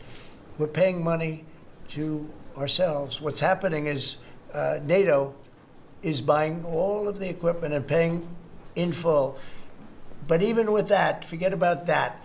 I want to get it stopped because it's a lot of lives that are being lost. Every week it's 7,000, 5,000, 6,000. I get the reports and I see battlefields. I'd rather not see them. And you know, you read about Gettysburg. You read about Gettysburg and you see, you know, those 600,000 people, but in that war in particular was really bad, like 150,000 or something, just dead body. I'm seeing the same. I see pictures. I see satellite pictures of heads over here, arms over here, legs over here. And this is like a modern age. It's no different than the worst wars that I've ever seen. And if I can stop it because I have a certain power or a certain relationship, I had a very good relationship with President Putin. Very, very good. That's a positive thing again. And I think I'm probably the only, Steve Witkoff would tell you I'm the only one that can solve it. I don't know, you told me that a few times, unless you were saying that just to build up my ego, but it's not really. I have no ego when it comes to this stuff. I just want to see it stop. Thousands of young people, mostly young people, are dying every single week. If I can save that by doing sanctions or by just being me, or by using a very strong tariff system, that's very costly to Russia or Ukraine or whoever we have, you know. But I stopped 7 wars, and 3 of those wars were going on for more than 30 years. You know, if you look at Congo, if you look at, just look at any of them, almost all of them were going on for an extended period of time. Now, interestingly, one had just started. It was 2 days old, and you know that one. And we did that one when we were in Scotland negotiating. It was 2 days, but there were 2,000 dead bodies laying on the border, and I got that one stopped too. And I'm very honored by that, but I still, the one that I thought would be the easiest is turning out to be the hardest. That's President Putin and President Zelensky, but I think I'll get it done. Why do you think that? Why is it harder than you thought it would be? You never know. It's war. Can you stop the family? With war, you never know, right? War's very tricky, very horrible. But with war, you never know. Things change. People go into war, think they're going to win the war, and then they get their asses kicked. And they lose their country, and they lose millions of lives. Nobody goes into a war thinking they're going to lose. They go in. I'm sure that Ukraine thought they were going to win. It's going to be, we're going to win. You're going to beat somebody that's 15 times your size. Biden shouldn't have let that happen. Biden shouldn't have. I mean, the man was grossly incompetent. He should have never been there. That would have never happened. But you don't go into a war that's 15 times your size. Do you think Say it. The Fed just put out a statement saying that Lisa Cook has indicated through a personal attorney that she'll promptly challenge this action in court, seek a judicial decision that would confirm her ability to continue. That's all right, whatever it is. The Fed will abide by any court decision. Thank you very much for reading You abide that. by a court decision. I abide by the court, yeah. I abide by the court. Yes, please. That's enough. That's enough. Mr. Go ahead. What other companies are you thinking about taking stake in? Well, we didn't take a stake in the sense that it was reported. Everyone said, I bought a stake in Intel. No, I got it for free. I said I was with is that correct statement? Howard was there. Absolutely correct. Scott knew all about it. They came in, a man was charged with something by a very good person. Senator Cotton made some statements about the gentleman that was running Intel. When he came in, and I said some rough things about him, I said, I'm not happy with it, and they called, and he was very devastated at what I said. I said he should immediately resign. And he came to see me, and I was very impressed by him, actually. And he made a mistake, or factors happened where something like this could have taken place. And in the meantime, his board was staying by him.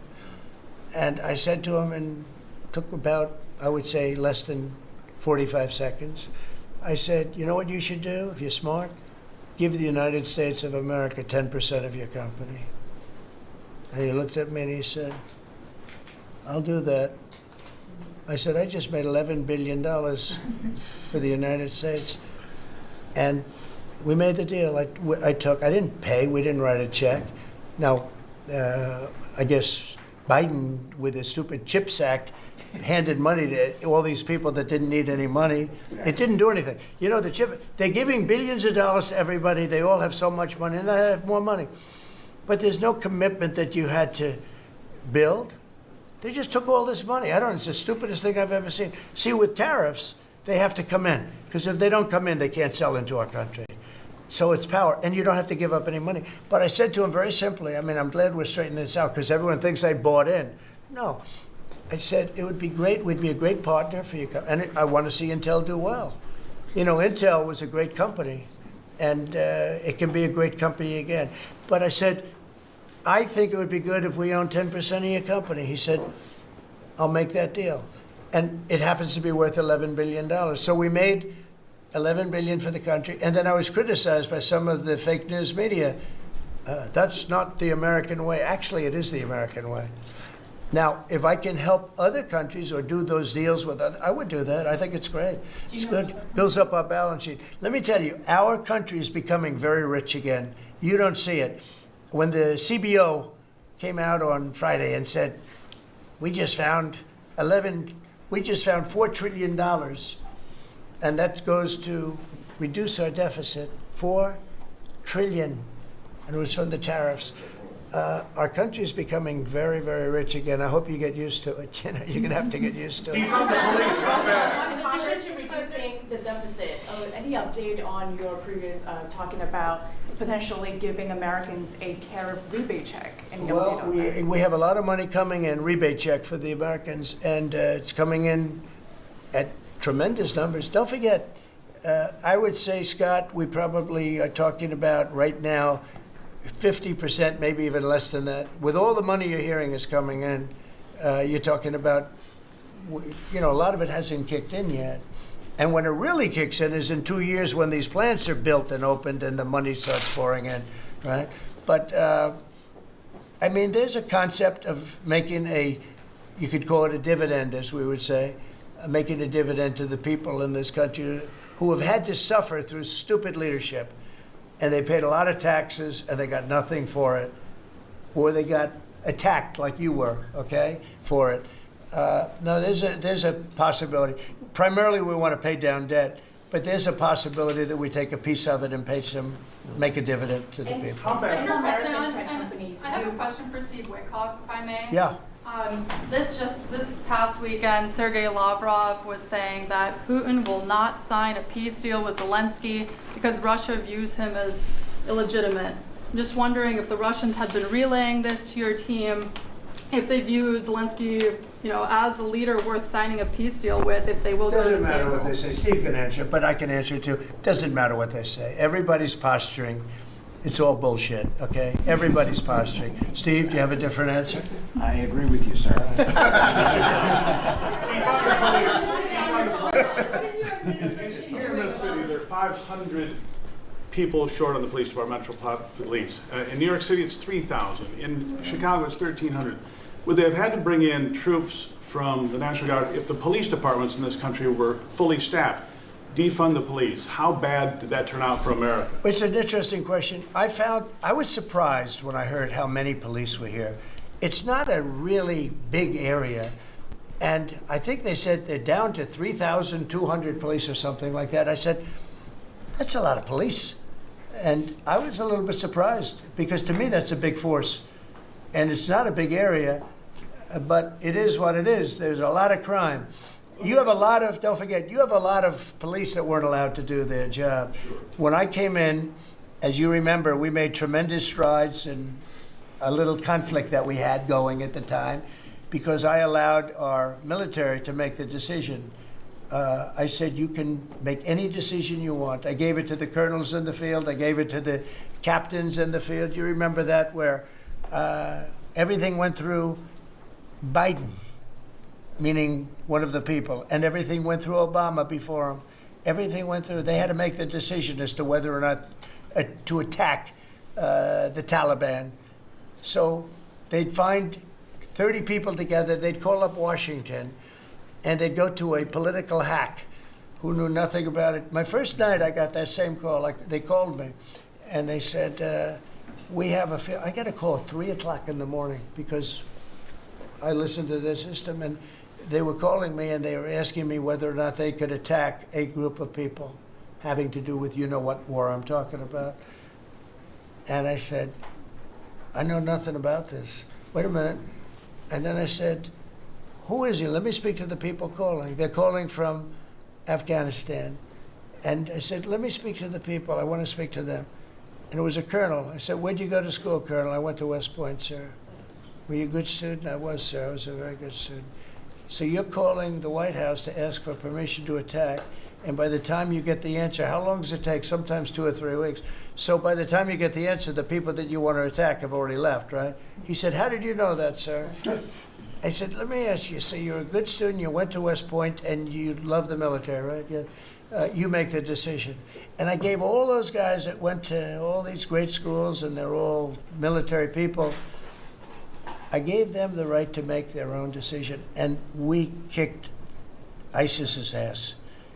Don't forget, ISIS was supposed to be, was supposed to take 5 years to terminate him, and we had a man named Raisin Kane, who happens to have done the whole thing in Iran. He's a great general, and he's a wonderful guy too, believe it or not, but he's a great soldier.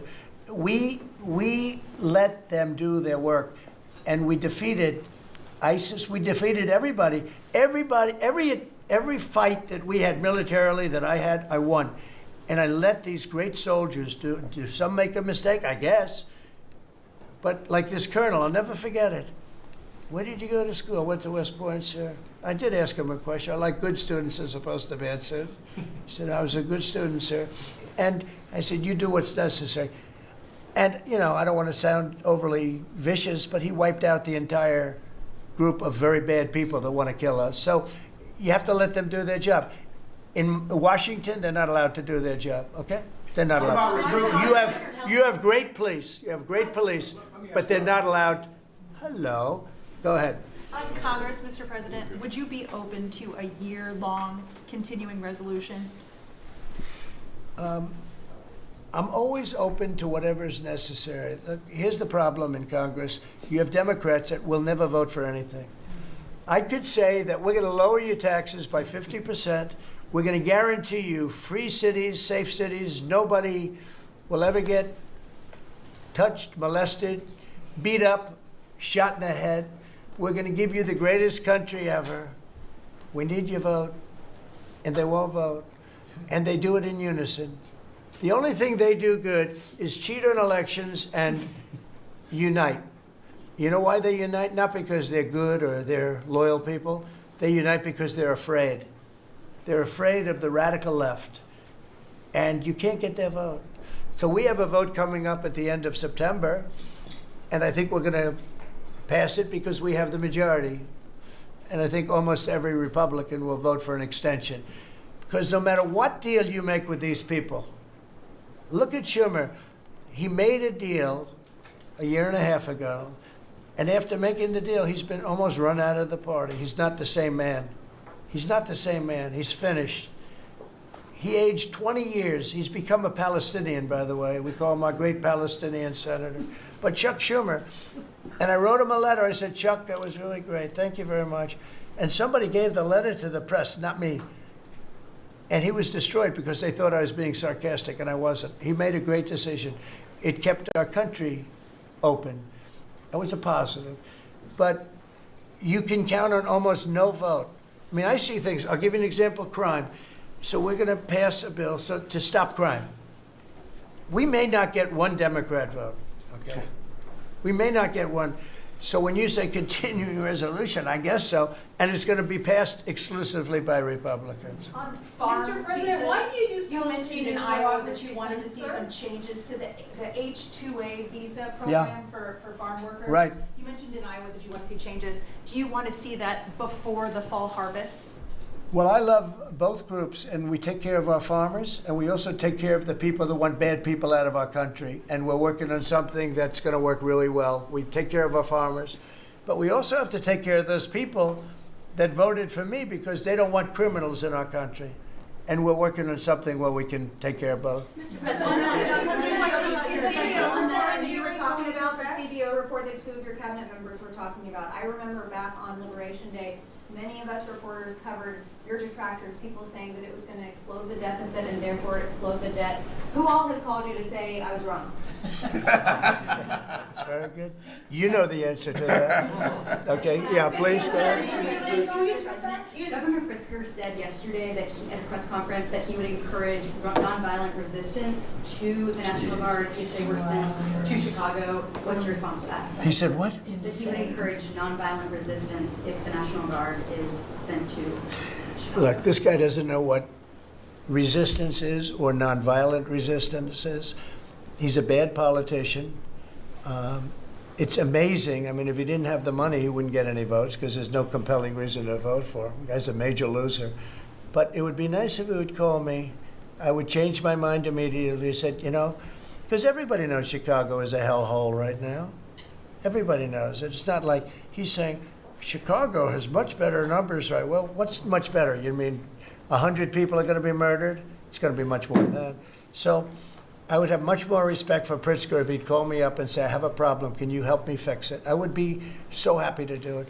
I don't love, not that I don't have the right to do anything I want to do. I'm the President of the United States. If I think our country's in danger, and it is in danger in these cities, I can do it. No problem going in and solving, you know, his difficulties. But it would be nice if they'd call and they'd say, would you do it? And we do it in conjunction. Now, we work very well with the police because we naturally get along with the police. So the police and us work really well together, whether the mayor is opposed or whether, I mean, you have a really rotten mayor there too. He's got a 6% approval rating in Chicago. And I see black women wearing a red MAGA hat last night on television. Please let the president come in. My son was attacked. You have a force of black women. They're like only Trump. They want Trump to come in. And you see them, they're all over the place in Chicago because they're afraid to go out and they don't want their son or their daughter killed, just like your parents didn't want you killed. And we have a tremendous, look, it's not about winning elections because we want to have nice, fair elections. It's not politics. We want to see a safe country. You have people that want to see a safe country, and they're great people. You have great people in Chicago. The mayor is at 6% approval. He's an incompetent man. He should have never been put in a position like that. He can't handle it. You have an incompetent governor there. You have an incompetent governor in California, Gavin. I know him very well. He's incompetent. He's a nice guy, looks good. Hi, everybody. How you doing? He's got some strange hand action going. I don't know what the hell his problem is. It's a little weird, to be honest. There's a little something shaky going on there. But, you know, all he has to do is call me and say, we have the Olympics coming up. We want to make it really good and safe. And I'll put some really good, great American patriots in there, and you won't have any problems. Don't forget, it's loaded up with some stone-cold killers, some really bad people, some people that were just born to be bad. They're criminals, bad criminals, dangerous. And we can solve the problem for them very quickly. Very quickly. Okay, you know what I think? I think this. You have not had this happen for 4 years. You sat and you'd ask one question to Biden, and it was always the ice cream question, right? What flavor ice cream do you like best? I like vanilla. And that was the end of the conference. I think now we've done enough. These people are very busy. I want to just thank, this is the greatest, this has never been done before. First of all, a cabinet meeting was sacred. You'd never let the fake news media in. But the fake news media isn't all fake. It's, a lot of it is, but it's not all. I think it's a great thing. I think maybe it's going to be done in the future. I hope it's going to be done. But you really get the word out. I mean, we had, each one of these people spoke. I think each one, if I thought one of them did badly, I would call that person out. I would say, Christy, what the heck are you doing? No, but no, seriously, you have a very talented group of people. They get along, they work along together, and there's something really nice about just, you know, the openness of what we're doing. It's government. It's an open government. That's what we are. And we haven't made too many mistakes. We maybe will, but we haven't made too many mistakes. We've called it right. And I think you can be very proud of your country. We are a respected country again. We are really, right now, respected at the highest level, and we're doing great. And we're a very rich country again, very rich. And that's a good thing, because when we're rich, we can take care of poor. And that's what we're doing. And we're taking care of crime. And I hope, just in finishing, I hope that Illinois, I hope that New York, I hope that California, I hope they call me and they say, I'd love to have you come in and help us out. I will be a totally different person with them. I will respect them for doing it. Thank you all very much. Thank you, everybody.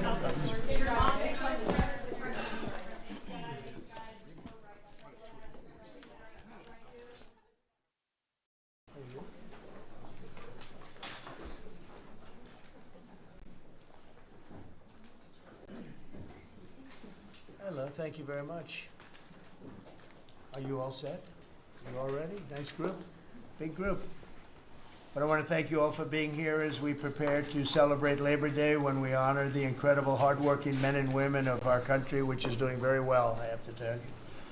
Every policy of the Trump administration is designed to lift up the American worker, promote great paying blue collar jobs, and to rebuild the industrial bedrock of our nation. It's also obviously for great defense. We have the greatest military in the world.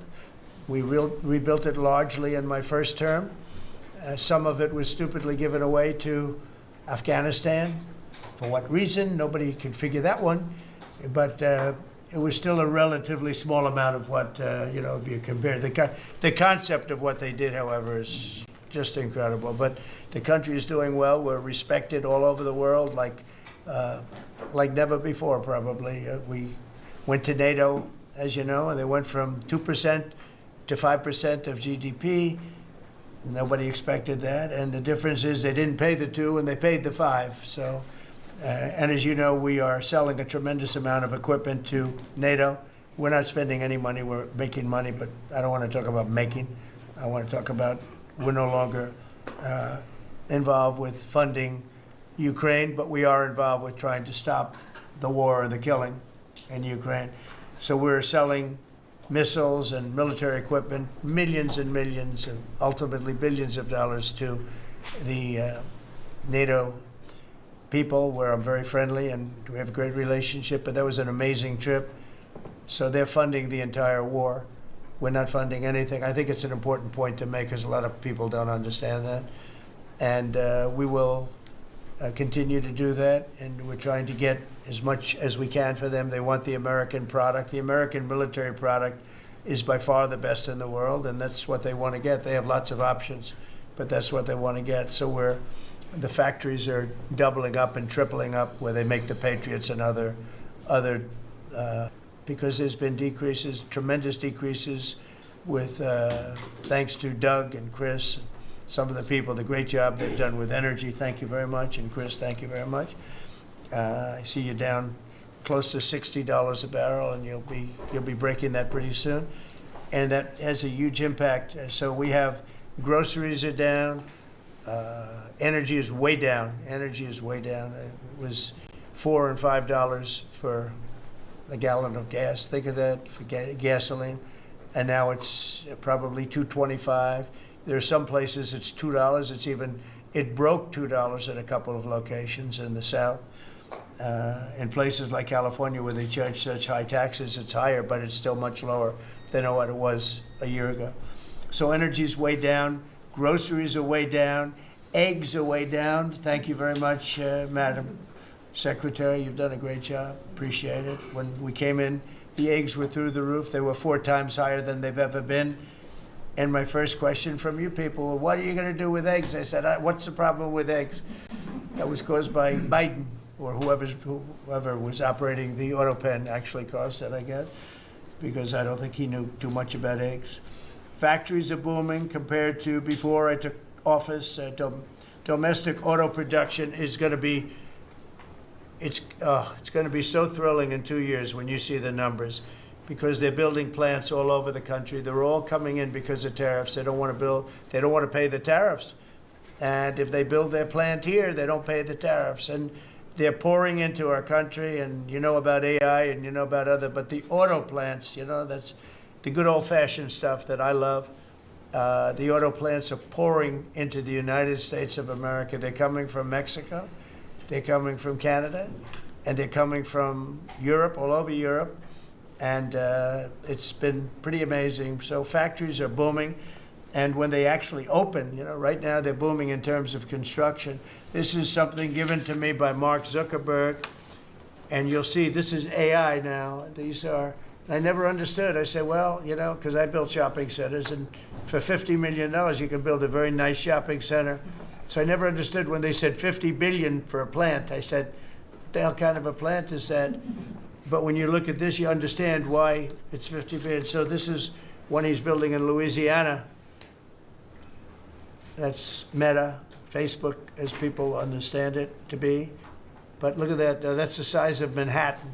So that's superimposed over the island of Manhattan. It takes up a big part of Manhattan. I think they say 81% of Manhattan. So these are big things, and they're going up. A lot of them are going up now. I don't know that big. Actually, Mark is building 4 of them, and others are building similar places.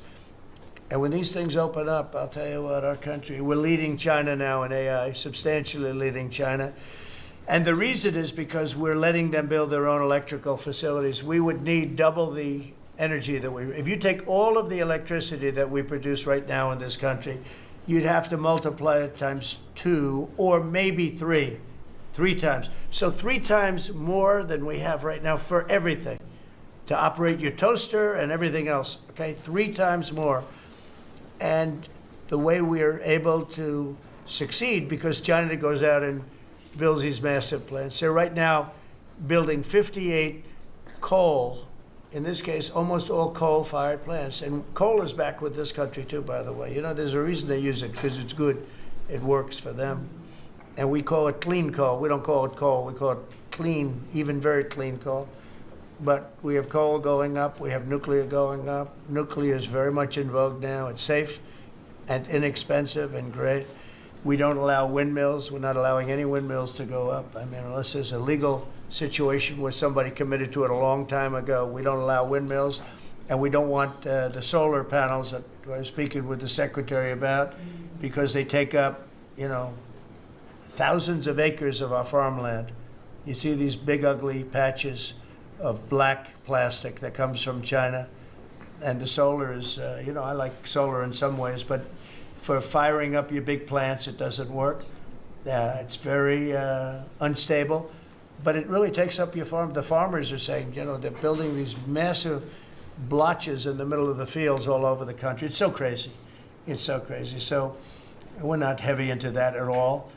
And windmills, we're just not going to allow them. They're ruining our country. They're ruining everyone. If you look at, I hate to mention countries, but you look at the UK, what's happened at UK, they have energy costs have gone through the roof. It's because of wind. They want to do everything, close up the northern parts of the country. They have oil. It's tremendous. And they closed it up, and they've been, I tell them, you're my friends, but man, you're going to have a bad awakening very soon. It's going to be very bad. They're ugly. They don't work. They kill your birds. They're bad for the environment. And if you look at them from a house, your house is worth less than 50%.